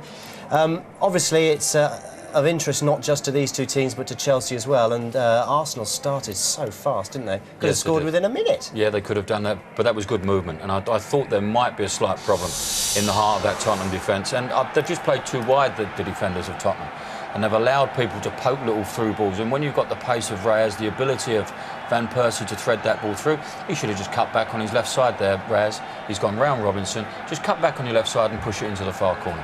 He's trusted old swinger, and it hasn't quite come off for them. But Arsenal did start very well, but Tottenham have had a couple of little situations where they could have got themselves back. It was a reminder, I suppose, Niall, of what can happen if they needed it, and sure enough, they broke through again. Yeah, super finish. But I mean, it started. Spurs were comfortable at this point. They'd managed to hold Arsenal off for a good period of time, but they lost the ball in dangerous area in Arsenal. I mean, like that Venus flytrap just whooshed. They were on it straight away, and there was nothing there for the Spurs defence to deal with it. They just literally opened them up.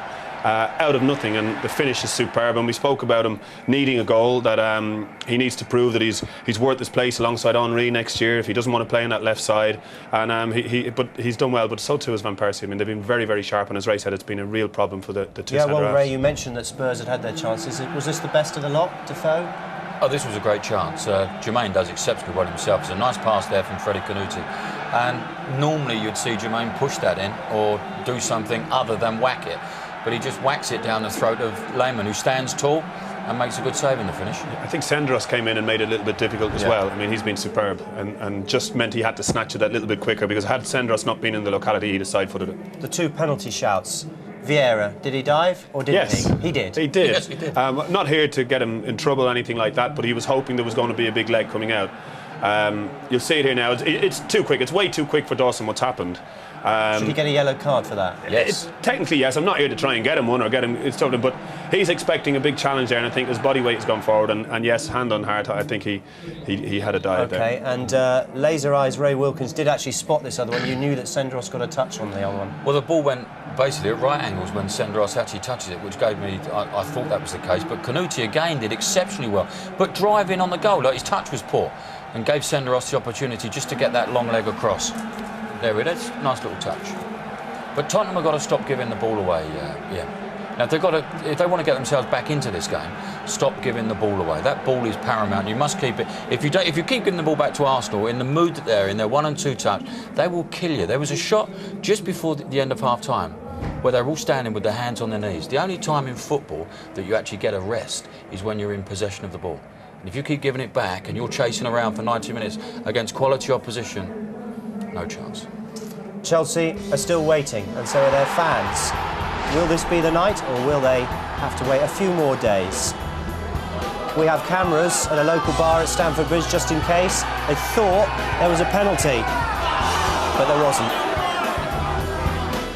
Here, they need Tottenham to at least equalise, but with all those clean sheets, I wonder how Martin Jol is going to do that. How are Spurs going to get back, Ray Wilkins? Well, first and foremost, they've got to stop giving the ball away, as I mentioned at half-time, and get this young man slightly more involved, because he does look the one person that can upset them. And when the ball's in wide areas, let's get the ball in there, and let's have a few players bombing in that box, attempting to put Arsenal under a bit of pressure. What are you expecting, Niall? Well, I think, Ray touched on something there about how tired-looking some of the Spurs players were when they had a corner kick. They were all down, reaching their toes, exhausted-looking.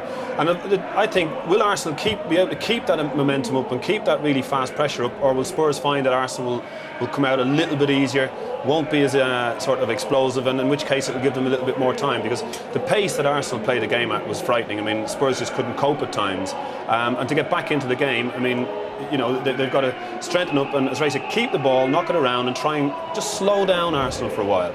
If they can slow down that sort of bursting attack. Maybe that guy here might be then ready to come on and help out. They can go more attack-minded last 20. They try and go forward just a touch too early at times, Tottenham.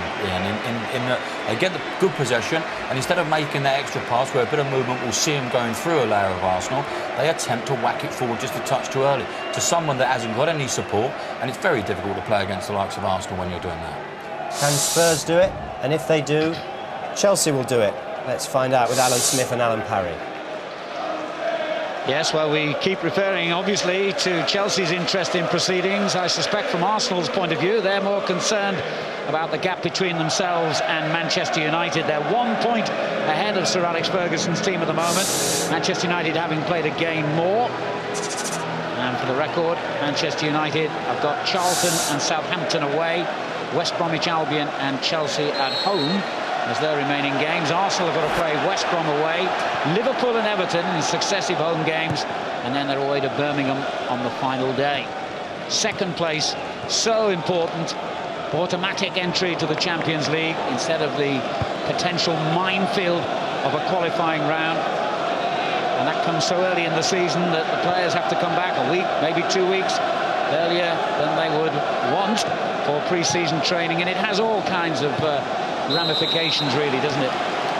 Well, that's the thing. I mean, the one thing that coaches hate is to have their pre-season schedule mucked up, messed about, and it certainly does do that. And Arsene Wenger, more than anything, would love to finish in second spot and guarantee that Champions League group place once more. He's never finished outside the top two, has he, in his full seasons here, which is an incredible record. Headed away by Dawson, who certainly had his handful of problems in that first half. Reyes and Van Persie, a mobile and lively front two for Arsenal. Davis with the interception. First mistake, really, that Senderos has made.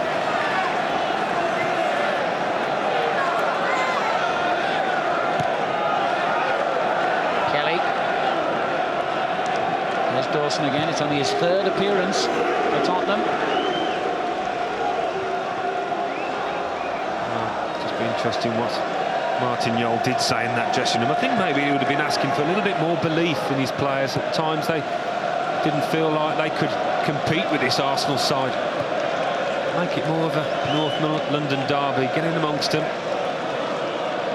Don't be shy. I'd certainly be asking for a little bit more quality and composure when the ball does get in that final third. Up and under clearance from Toure. Persie's the man underneath it, but he fouled Dawson. Spiky presence as well as a very good young player.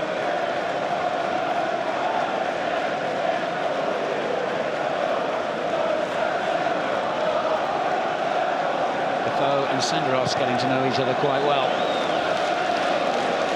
Canuti's header on. Defoe couldn't get in behind Senderos. He did well there, Senderos. Stuck to his man and just shepherded him aside and let the ball run through. Kelly under pressure straight away from Reyes. And the Republic under-21 international playing it back to Robinson. Then a foul by Vieira on Canute. Certainly underline your point about the lack of edge for a local derby. Just one yellow card, in fact. That tells the story, doesn't it? Sean Davis of Tottenham. Tottenham, by the way, have an excellent disciplinary record. Only Chelsea have a better one. And there is a possibility they could get into Europe through the Fair Play League still. Doesn't really matter how you get there. Carey. Layoff from Reed to Davis. His cross looks dangerous, but dealt with by Gilberto. Now King. Reed. Good turn. Davis. Kelly overlapping. Perez tracking back and then a little nudge on the Tottenham man. That's been the difference between the two sides, or one of the differences. That service from out wide, Davis and Reed on the other side, they haven't had much joy at all. Whereas you look at, well, several players at the left for Arsenal. Perez, Reyes, Cole have been bombing on and lowering up the right-hand flank at times to support Fabregas. Haven't really got that part of the game into motion yet, Spurs. Reyes getting in again on that left-hand side. Davis with the interception. Van Persie almost nicked the ball away from him. Here's Carrick. Canute. Carrick with an excellent ball for Reed. Edmund on the overlap. He's got a lot of work to do to get that. Just going back to Tottenham's defensive setup, Alan, I think you noticed in the first half that Arsenal were getting in a lot on their left-hand side as Edmund shows his annoyance here. Well, he wasn't happy with Lauren, and you can see why, really. The elbow comes up. Lauren's already been in trouble with that kind of thing once this season. But I was going to say, it's noticeable that King and Dawson, the two centre-backs, have switched over now. Dawson's gone left, King gone right. Well, King's the senior man, and maybe he had an influence on that. Just to take care of Jose Antonio Reyes, who loves to drift onto that side. They ought to be grateful Henry's still injured. And not going to play either in the next game for Arsenal against West Bromwich Albion in a week's time. And still very doubtful the FA Cup final against Manchester United. So Alex will probably pour himself another scotch with that news. Gilberto Silva gives it away. Carrick. There's Kelly.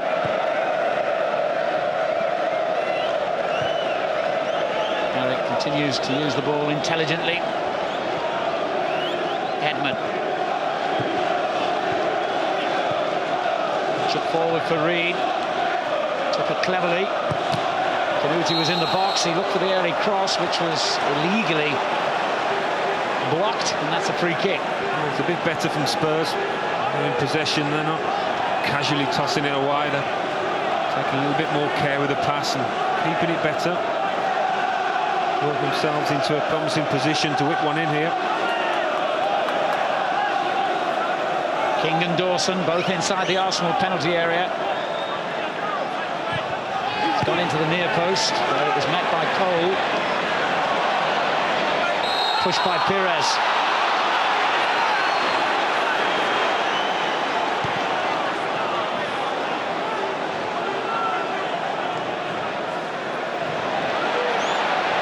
He's not going to get away with that. Optimistic, I think you'd call that.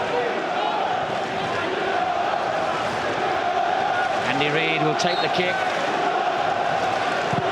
He's gone for goal. To the surprise of his teammates, I think. I think that was equally optimistic, wasn't it? All queuing up. The left arm goes up to indicate a cross coming in, but it wasn't a cross. Still waiting for his first Tottenham goal. This is his 10th appearance tonight.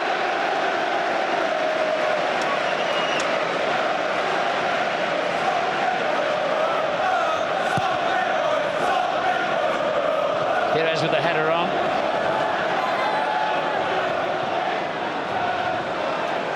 In terms of possession, it's been an encouraging start to the second half for Spurs. But what can they do with that possession? Senderos trying to take that ball on his chest. Touré. Gilberto. Vieira. Oh, wonderful skill. Controls that middle third of the field like a colossus, doesn't he? But this time he's given it away.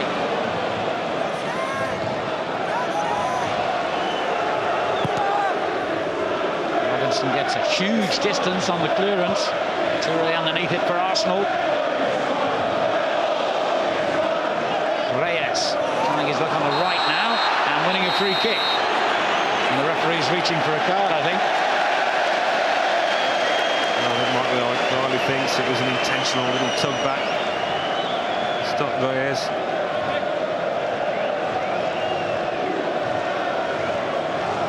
Fabregas. And it goes back to the young Spaniard. But Robinson spotted the danger. Dawson. Edmund.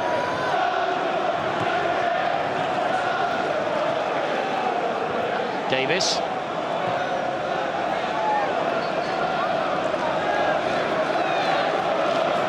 King. To quickly get the ball out of his feet then. They're pressing high up the pitch.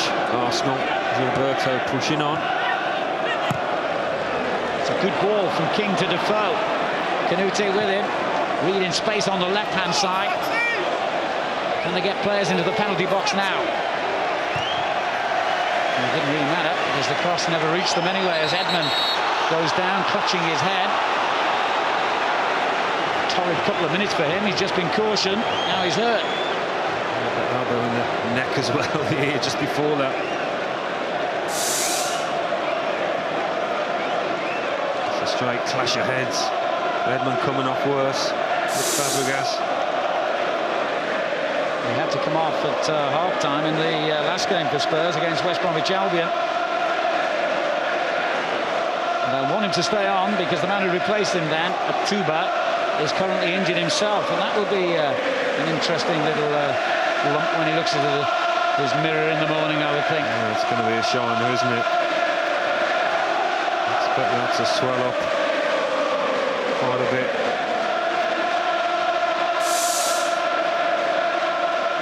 He's been booked, hasn't he, minutes before for a little tug back. No arguments with that.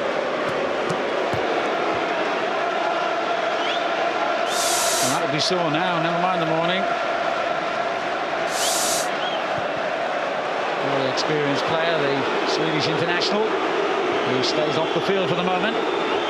As Carrick takes Tottenham forward. Here's Kelly.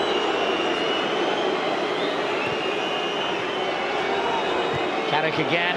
It's disappointing. Freddie Canute comes short. Carrick thought he was going to go long.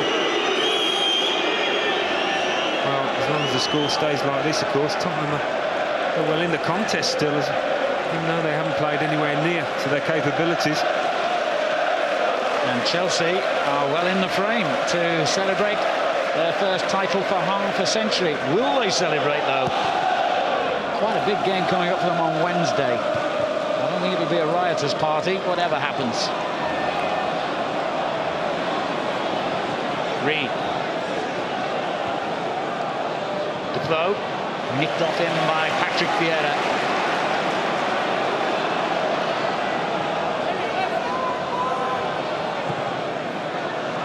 Given away by Arsenal. Edmund. It's none the worse for his couple of wallops recently, and then tried to pull back the Arsenal player. Him and Toure seem to be having a bit of a set to.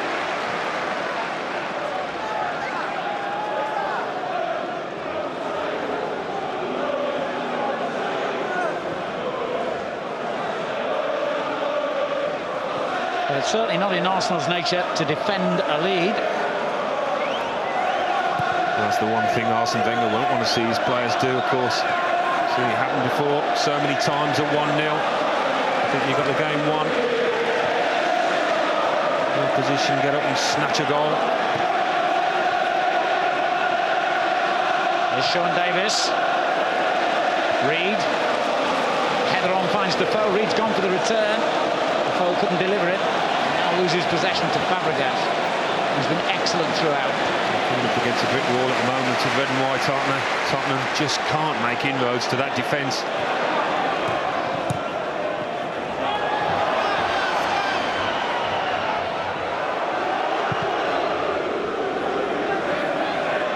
And a huge clearance from Robinson. Canute felt he was fouled by Senderos, but the referee's not interested. Fabregas, Roran.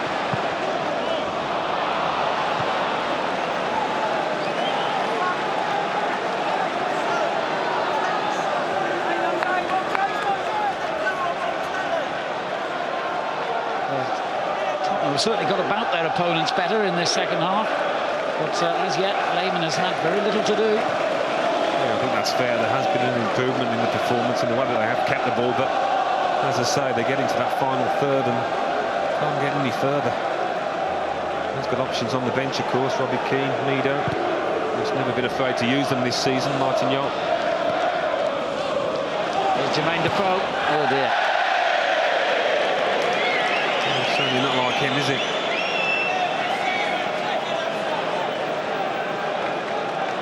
Well, they've got plenty of potential replacements, as you rightly say, on the bench, including the Egyptian international, Mido, who came on at half-time in the last game. And, of course, Robbie Keane, who actually started that match. There have been times when they've played Defoe, Kanouté and Keane, haven't they, in a threesome up front, and I don't think Yoel's a big fan of that. Kanouté's hit the deck again for the umpteenth time. Ashley Cole knocks it out of play so he can receive treatment. He's holding his shoulder. It was his neck that was the problem that stopped him playing against West Brom.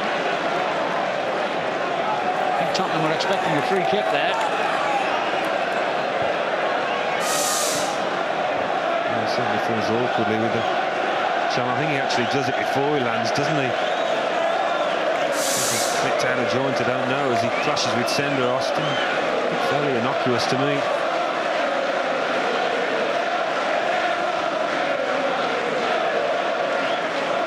Well, will we see him back in action on the field this season? The great Thierry Henry, who certainly won't play in the next game. And as I said before, he's struggling for fitness for the FA Cup final. 30 goals for Wenger's team this season he scored. He'll hate this, won't he? Very rarely misses a game, Thierry Henry. That's what's such a great part of his makeup. There's such hunger and appetite. Very rarely picks up injuries. Now a gone here at Highbury in the North London derby, and Tottenham are still in with a shout. And those Chelsea players and fans can edge forward on their seats a little bit more nervously perhaps, in hope of a Tottenham equaliser that will change the picture dramatically both here and down the King's Road.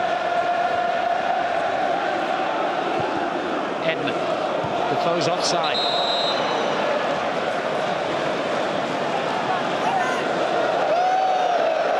Now.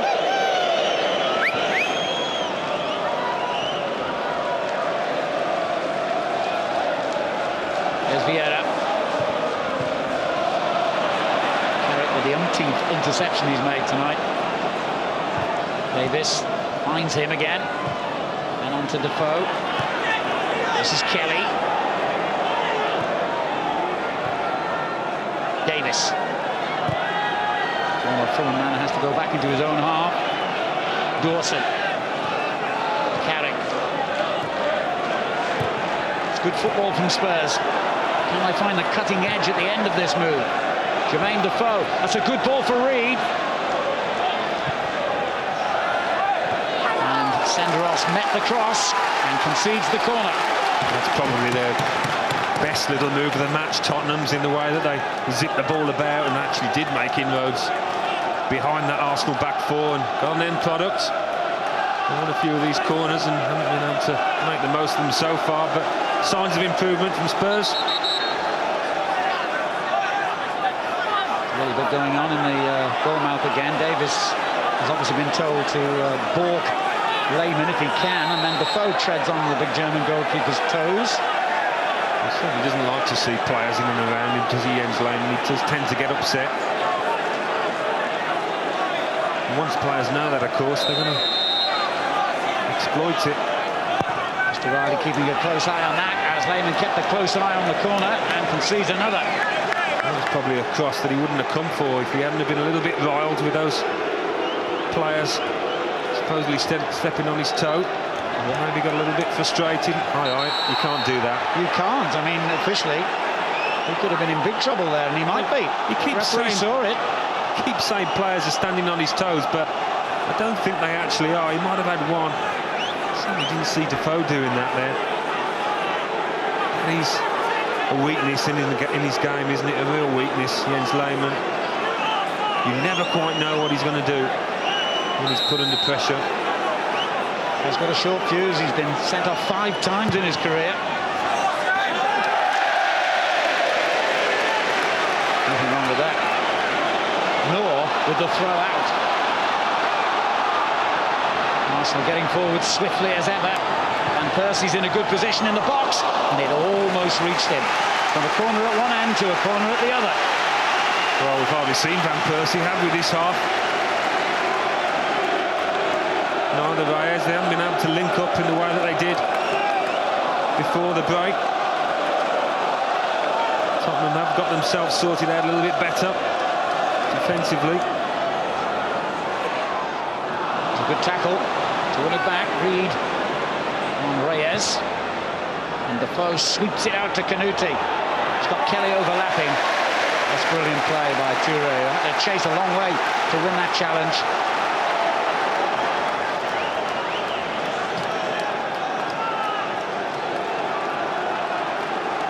Another corner.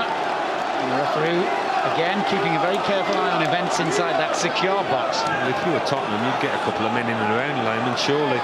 Everyone's backed off this time.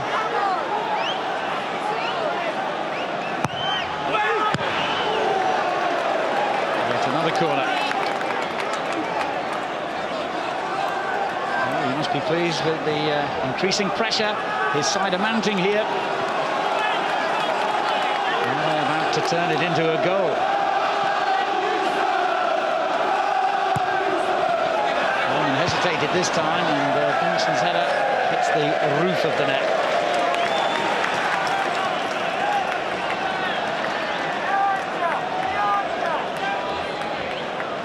Keane anxious to get involved. Oh, does he tread on his toe? I don't think he does, you know. He's very lucky to get away with that, Jens Lehmann. There was a similar incident involving Robbie Keane, wasn't there, in the match last season? On that occasion, a penalty was given. The ball was actually out of play, of course, at the time that incident occurred. Tonight, Toure. On to Lauren.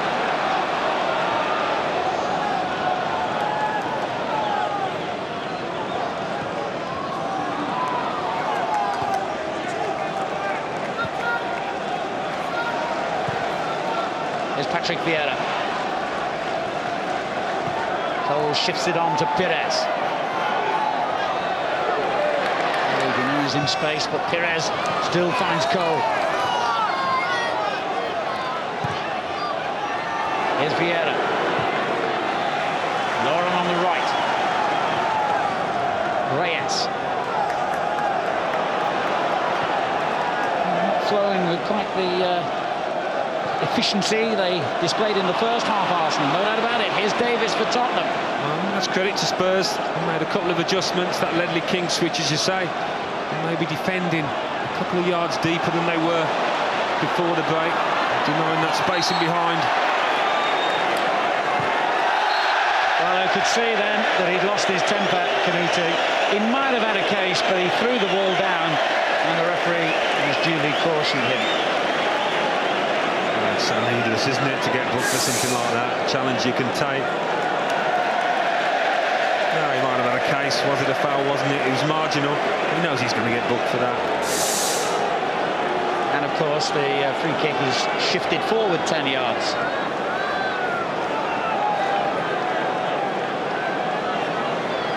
Ross makes his way into Tottenham's penalty box. Wilson keeping an eye on him. Ross has never scored in his brief Arsenal career.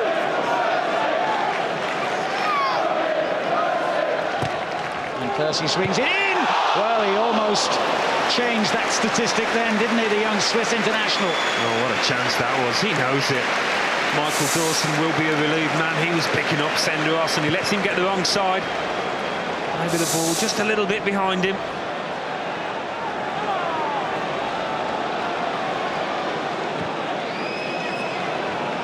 Three-quarters of the way through at Highbury, and it's still in the balance. And Persie. Fabregas.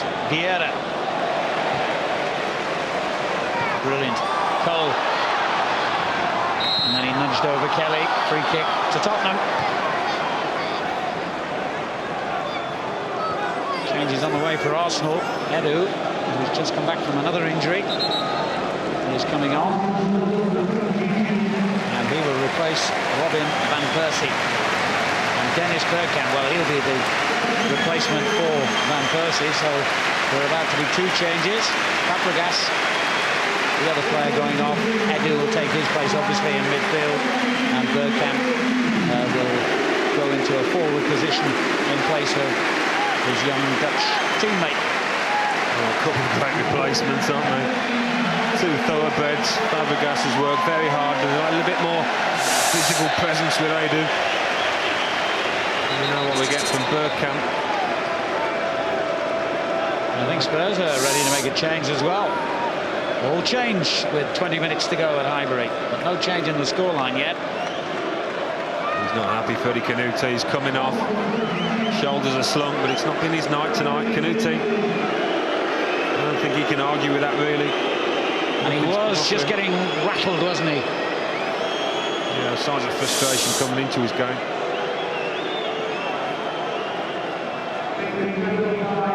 On comes the Egyptian international Mido, who scored 3 goals in his 8 games so far on loan from Roma.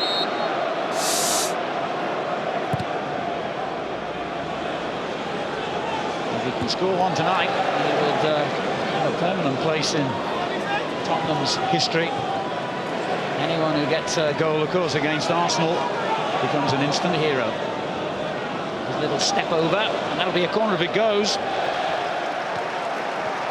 He's full of tricks, isn't he, Mido? A very confident player.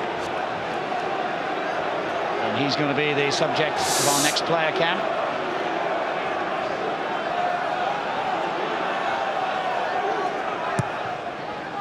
Swung up towards him. Oh, what a good take by Lehmann.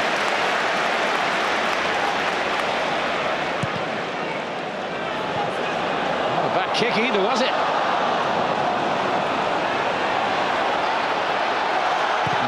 Continues to nag at that Tottenham defence. Bergkamp gets his first touch, coming up to 10 years now, an Arsenal legend.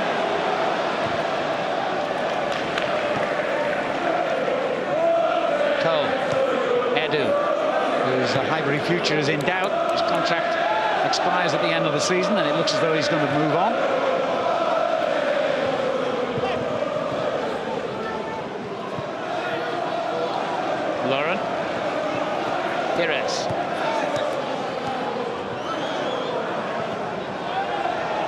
Here's Vieira. Bergkamp. The referee had already blown the whistle for the foul on Reyes. That's a late one from Michael Dawson. From behind as well. No surprise the yellow card comes out.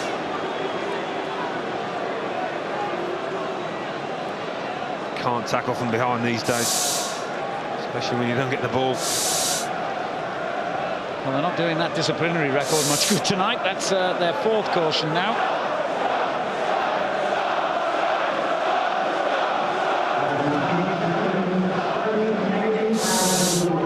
Bolton against Chelsea is on Sky Sports 1 at 5 on Saturday. It could be the game where Chelsea are confirmed as champions, but it might happen tonight, remember. Charlton against Manchester United is our Super Sunday offering. Again, Sky Sports 1. We start at 3 at the Valley.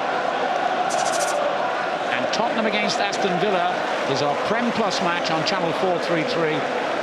That starts at 12:30. Reyes has had to go off, having received treatment from Gary Lewin, the Arsenal physio. And Patrick Vieira will take the free kick. Good effort! My word, Toure surprised us all, I think, with that one. Well, I certainly did. He's tried this a couple of times in his Arsenal career, loves to get involved. Maybe caught Paul Robinson by surprise. He wasn't going to get to this, was he? He was a foot lower. He's never scored a goal at Highbury. Mido dispossessed. Kelly wins it back. King. Zip's gone out of Arsenal's play, hasn't it, going forward? They were so vibrant in the first half. A long old season, only fatigue's playing a part. Well, Tottenham have to keep believing here. The points are just as important for them. Edu. Gilberto. Carrick in quickly, but suddenly space has opened up for Perez. brilliant effort that was. Once again, he just did it in an instant, Edu. Well, it was sheer instinct, this, wasn't it? Ball came to him quickly from Robert Perez.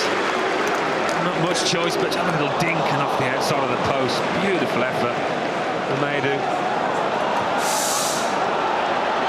Kelly slipping there under pressure from the Brazilian and conceding the throw. They have missed him, haven't they, this season? Much has been said about Gilberto, but he's been out as well for long periods. A lot of experience. Looks like he's going to be leaving Highbury. That'll be a shame. He's done well here. Laurent Perez. Now Gilberto. On to Vieira. Two Brazilians combine again. Edu now finds Cole. Bergkamp. Arsenal have picked it up again since the two substitutes came on. Vieira into the last quarter of an hour at Highbury. And Tottenham can't get the ball off their opponents at the moment.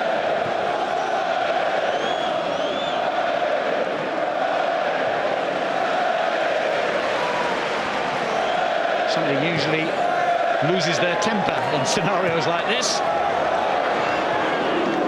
Instead, Arsenal have lost the ball.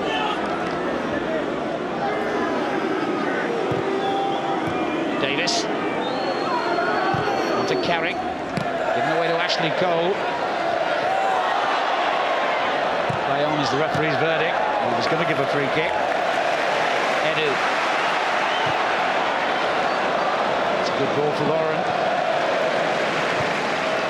Perez. Once again, Arsenal start popping it around with great style and pace. Oh, lovely football. Wonderful, wonderful. Reyes!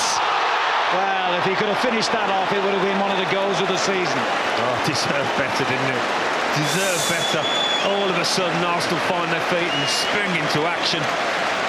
Mind you, having said that, far too much room afforded to Reyes over on that side, especially the way he punished them in the first half, and he perhaps should have punished them there as well. Slightly sliced that drive. There you go. 10 attempts, but, well, they one each, haven't they? Disappointing return. So, strangely enough, in a season in which Arsenal have maintained their reputation for being prolific goal scorers, but lost their reputation for having such a solid defence, it's the goal scoring that's let them down tonight. But they've still got a clean sheet, though.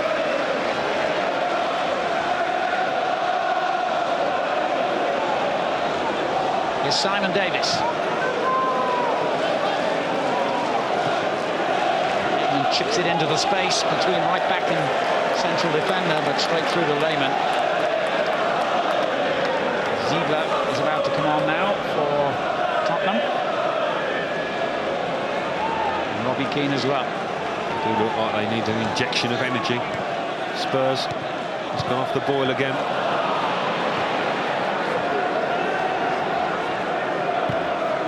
King with the ball over the top. Sandros read the danger. Cole fouled by Simon Davis.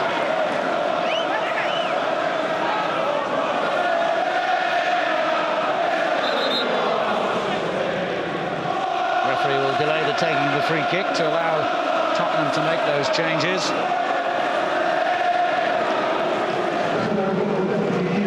Jermaine Defoe, their leading scorer, is replaced.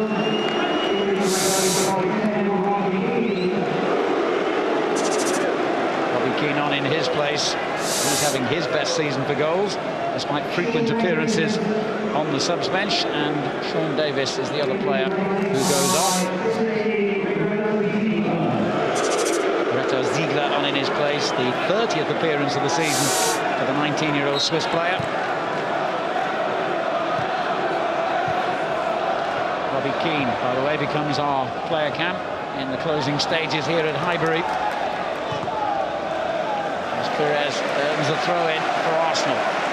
Can they earn the 3 points that will restore their 4-point gap over Manchester United? Or will Tottenham get an equaliser here that would give them hope and spark-off celebrations in West London, just about 8 miles from here. Well, they've got to get the ball in that Arsenal end first, and they haven't shown too many signs of doing that. They just switched around the midfield.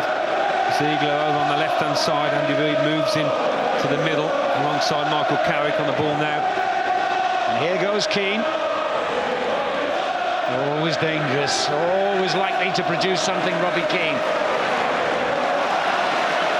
Eddie's enjoyed himself since he come on, hasn't he? Didn't enjoy that tackle though from King, which was perfectly timed. And then Carrick with a long ball over the top for Mido. And he did the right thing.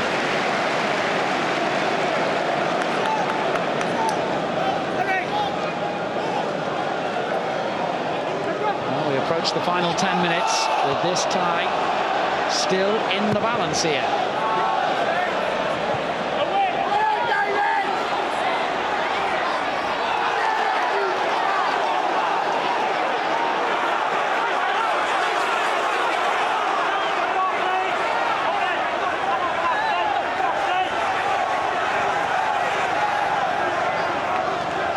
Down the line for Vieira.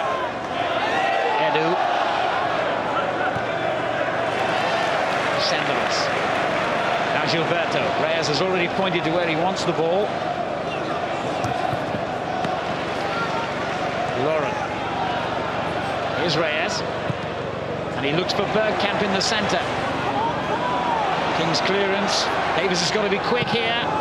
Wilson stabbed the ball clear. Carrick. Here's Reed. Edmund.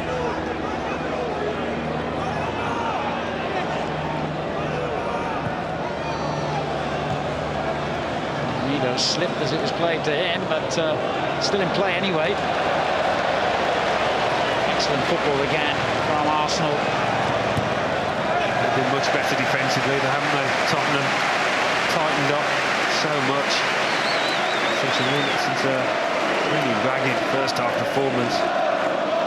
Made life a lot more difficult for those Arsenal forwards now. Senderos. Reyes was offside. Testing. His side just trying to change things around, isn't he? Just needs a little bit more belief off his team. Get the ball into that man's feet, perhaps. He can create a bit of magic. Mido alongside. Haven't had too many opportunities since these two have been on. And it goes towards Mido. Ashley Cole heads clear. Throw in.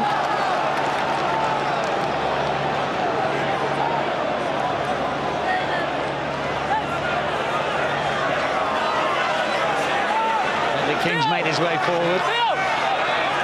Oh, nothing now for Spurs. Ziegler. What a clever turn. A decent ball to the far post. Toure dealt with it well. Reyes with a wonderful piece of skill. Brilliant. Bergkamp to his left. It's Dennis Bergkamp. Sensational stuff from Jose Antonio Reyes in his prime. Look where Arsenal break from here. And just have a look at this for a piece of skill and acceleration after it as well. Two players left trailing in his wake. Give it the man. See what he can do with it. Not far off from Dennis Bergkamp.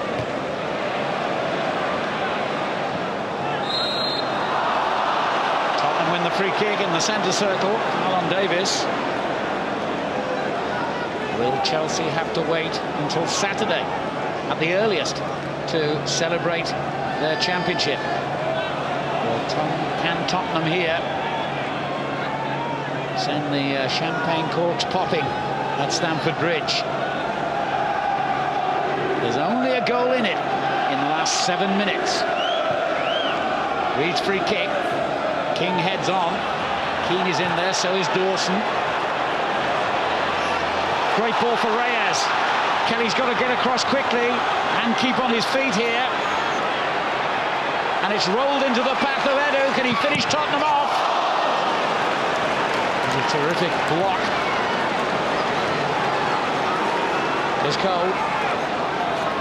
And just throw himself at the ball then. But now he can't get near Reyes.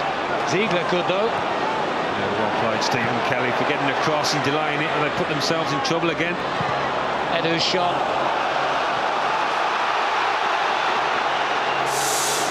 Stephen Kelly did just the job here, just to hold up the play, let teammates get back, and that was vital because it allowed Edmund to get across, get the interception.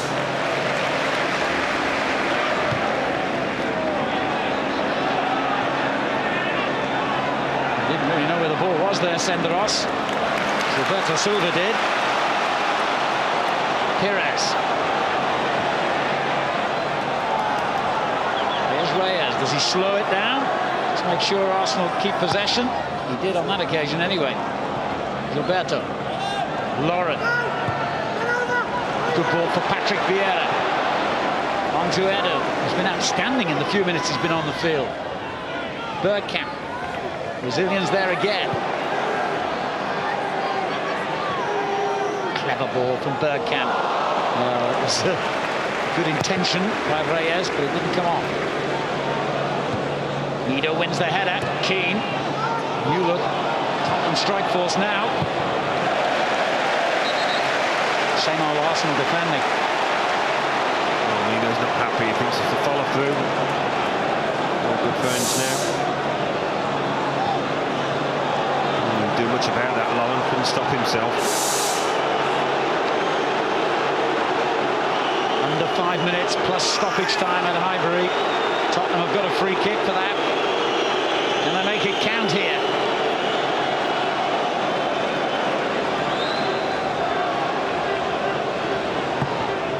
Edmund knocks it high. Vieira's there to meet it. Arsenal have it back with Reyes now.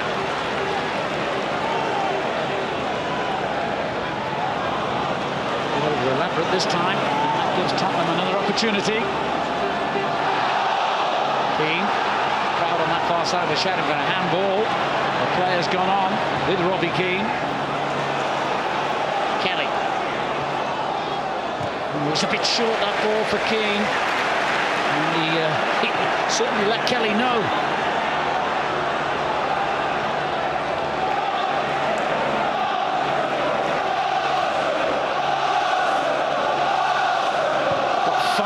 Strong across the field in the Arsenal half now, Tottenham. Mido got up well and keeps it in play.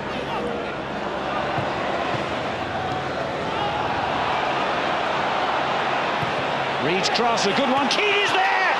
My word, I bet they were off their feet then at Stamford Bridge. Well, that was the chance, wasn't it? That was the chance. The first time, really, Andy Reid's been able to get into a bit of space and deliver, and he's slack defending between Ashley Cole and Philip Senderos. Nobody's taking the responsibility to pick him up, Robbie Keane, and he'll know he should have done better than that. Ali Adier coming on for Arsenal in the last 3 minutes. Big round of applause for Reyes, whose goal at the moment looks as though it could settle this 136th North London derby. Well, it would do him the absolute world of good. He's getting standing ovation from the Highbury crowd, and he's been lively throughout, having endured a sticky old time of late.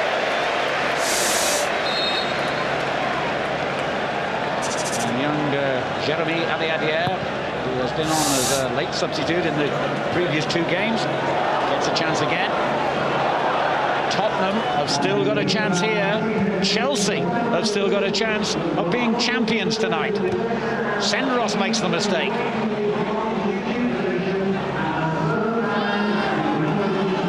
Kelly, Davis, Carrick, good football. Reed, Mido, excellent play.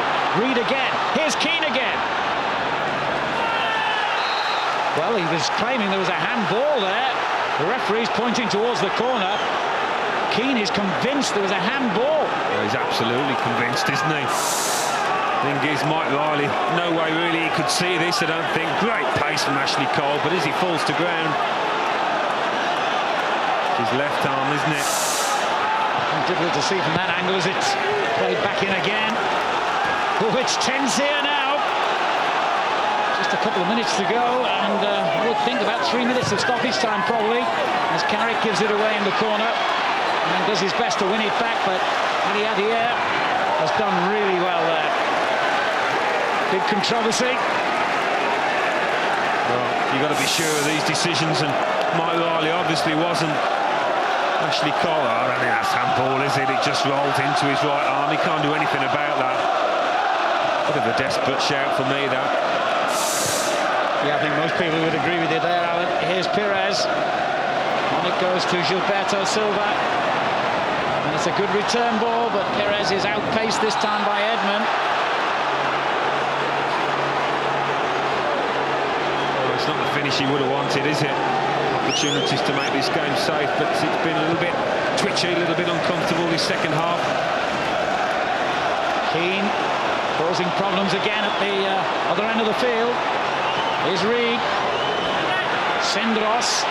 Nervy moments these for Arsenal. Ledley King for Tottenham. Edmund. Oh, that's a good ball. Ziegler gets it back. Touré's across on the cover and thumps it high into the stand. We're into stoppage time at Highbury.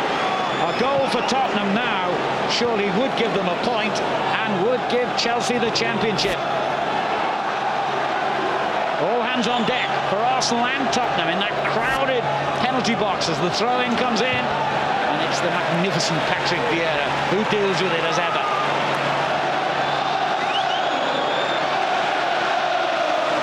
Free. And here he is again. Oh, that's clumsy. And Arsenal could open Tottenham up here.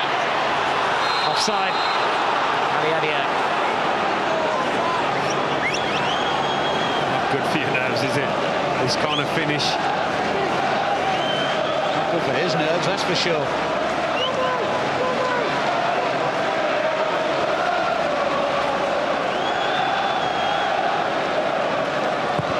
It's Robinson's kick, aimed at Dawson.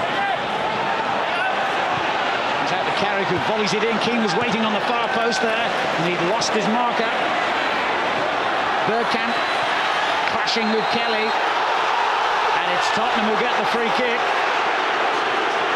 He did look the other way there for a time, seeing that Stephen Kelly was leaning into Bergkamp. A bit of desperation's come into Spurs play, and this is when they've looked the most dangerous. Maybe they should have resorted to this a little bit earlier. Robinson knocks it long, but straight to his opposite number, Lehmann.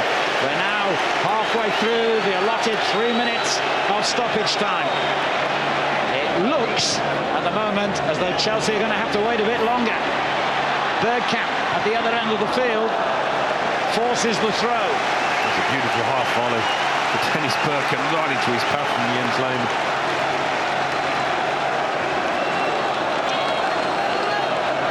It's only important now for Arsenal to keep possession.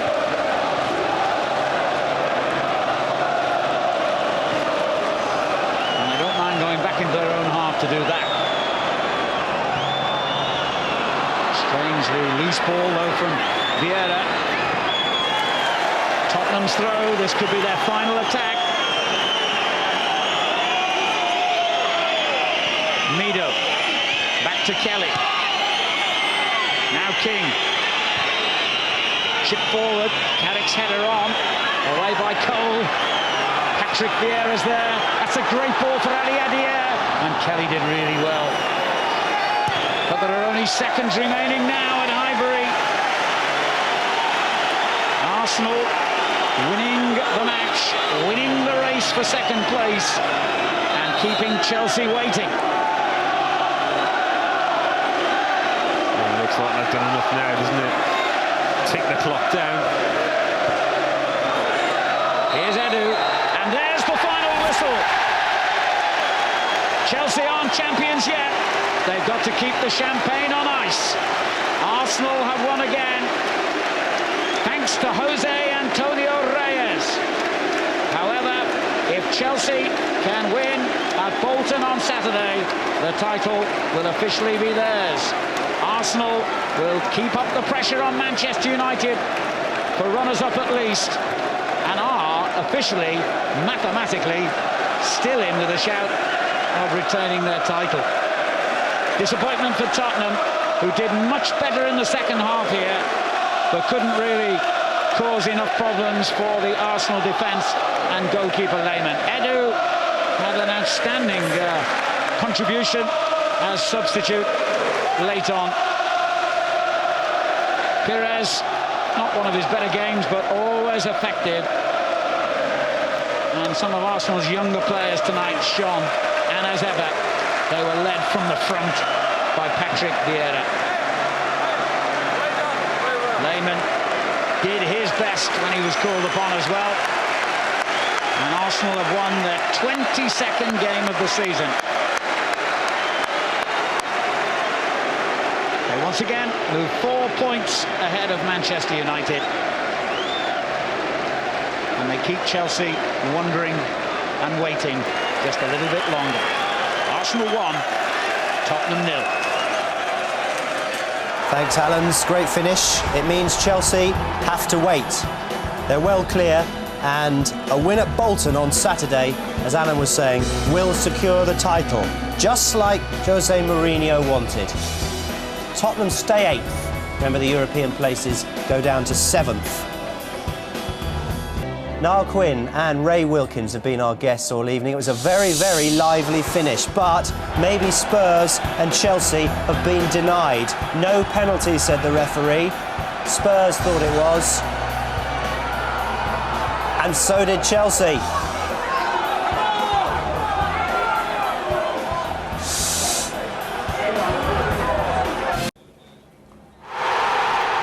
Chelsea still are. It's finished here at Highbury. Arsenal 1, Spurs 0. Arsenal's first double over Spurs in the league for 16 years. Let's hear from Arsenal's manager. Arsene Wenger is with Mark Bolton. Off you go. Did your performance deserve a bigger margin of error tonight? I feel so, yes. Even I feel we had played some great football tonight, and as long as you can score the second one, and we played against a good Tottenham team who never gave up, was well organised, did play well as well, and you know, as long as you don't score the second goal. But we are quite solid at the back now. We are stable. The confidence is there, and we could keep a clean sheet again. Did you expect more of a fight from Tottenham, in that it was a London derby? I feel they fought, but in a fair way, and they tried to play football as well. And in my opinion, they are a good side, and they don't miss a lot, you know. And we need a very good, exceptional Arsenal side, maybe through patches in the game to win this game. No Sol Campbell. Can you see a way back into the team for him? Another clean sheet tonight? Well, you know, a club like ours, we have 17, 18 players of top level, and of course I see Sol Campbell coming back into the team. He works very hard to come back to his best, and he has my full confidence, and he's a great player and will come back in the side. But as well, the players who have come in for him have done extremely well, and sometimes you need a bit of patience. The opportunity comes back. Jose Antonio Reyes was man of the match and got the goal. A word on his performance? He was very lively, and you could see that he missed an early chance in the first minute, and after, when he scored, he was a different animal on the pitch, you know. That gave him a boost he needed, and he was always a big threat for them tonight. You're the champions still, until Saturday at least. Is that even in your minds now? Have you let that go? I don't let that go. I said as long as we have 1% chance, we will fight for it, because our pride is to do anyway as well as we can, and that's why we have today 74 points, and if we look well in every league, we would be top of the league, but Chelsea has made more points, and we have to respect that.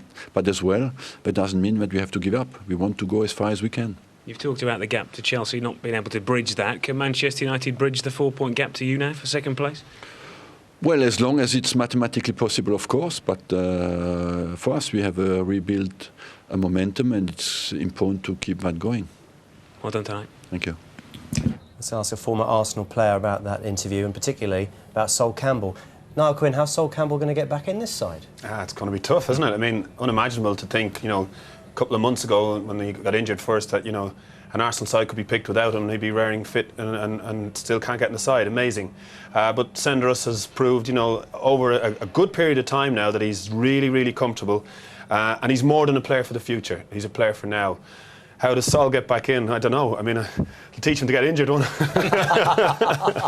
What did you make of the game overall, Ray? I enjoyed it. I thought there was some good football played, and I thought some of Arsenal's football in the second half was just exquisite. The 1 and 2 touch. You know, we talk about the game being fast, but it's the way that the speed of the ball and how quick they move the ball. It's just 1 and 2 touch, and it's a delight to watch at times. What did you think about that handball incident right here in front of us?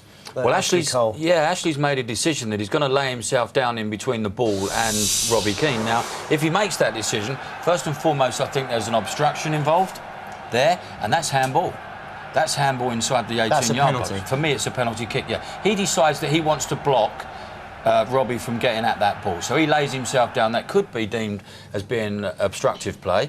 But it certainly strikes his hand. And I thought Robbie had a fair point. I was going to say, Niall, as soon as Robbie Keane came on, there seemed to be some sort of extra urgency about the Tottenham attack, didn't there? Yeah, he shifted around the place, as you say, urgent, wanted things to happen. We spoke before the game that the manager is happier playing with a target man. But if your target man doesn't work hard, then there's not much point in having him. And I have to say, Canute disappoints time and time again. We're looking at the chance that he missed now, and that's what most people will remember. But his liveliness, I think, helped. Because, you know, Spurs finished very strong when Robbie was on the pitch, and he got into great areas. 1 or 2 crosses came in where he'd lost his man and he didn't actually get on the end of it. But that one there, you know, he'll regret having missed it. But the point being, Canute, to me, with the manager wanting a target man, is not your ideal quintessential English target man. He wanders out in the wing, he drifts, he doesn't chase. And as you say, Robbie comes on and he's lively, half his size, but gets stuck in and does a lot more work, I think, for the team. Now, if the manager wants to play with a big man, as I said, proper target man, I think he's got to look in the transfer market. Well, the fact is that Tottenham didn't score, Arsenal did, Ray, and Reyes was the man who got it. Yeah, he was, and Fabregas was instrumental as well. Some great footwork in the middle of the field. We see again Tottenham giving the ball away cheaply. They didn't do that in the second half. In actual fact, they kept the ball well, but that young man does see a pass, and Fabregas toes it through. But this is an exceptional finish. He drills that into the side netting. Not offside? Not for me, no. No, just onside. I think you'll see Ledley King's arm go up there, claiming for offside, but you know, young Dawson has drifted back in. And you two were both making the point at half-time about how Tottenham had to do something defensively, and they did change it, didn't they? They swapped the two centre-backs around for a start. Yeah, they swapped it around, but I think most important thing was they believed in themselves and got the pace of the game and knocked it around to each other and weren't in a rush to get forward, weren't in a rush to clear their lines, and they came into it, and I think for 25 minutes they more than came into it. I think they were beginning to get a foothold on the game, and it was really only when the old guard came on, Edu and Bergkamp came on, when Arsenal settled back down again and started playing natural football. But even after that, Spurs finished strong, so they can take a lot of credit tonight.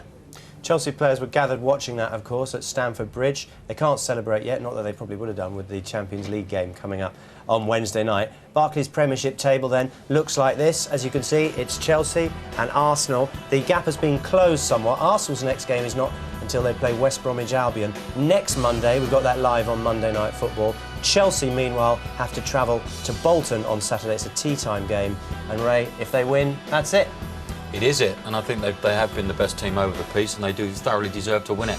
But the game at Bolton on Saturday is going to be really hard for them, because Sam's boys are obviously going for that Champions League slot for next season, and they won't give Chelsea too much. You know, they'll get after them. I think they'll make it really, really tough for them. Any opportunity, they'll be lobbing the ball in the box and make it extremely physical and fast. The thing is, for Chelsea, they can't even think about Bolton yet, can they? Because they've got an interesting game in between. Yeah, absolutely massive game against Liverpool, and you know, I think the success that they have, these things happen, and it's how they've dealt with them. And so far, they've dealt with everything that's been thrown at them so well, and they've got so much strength and depth.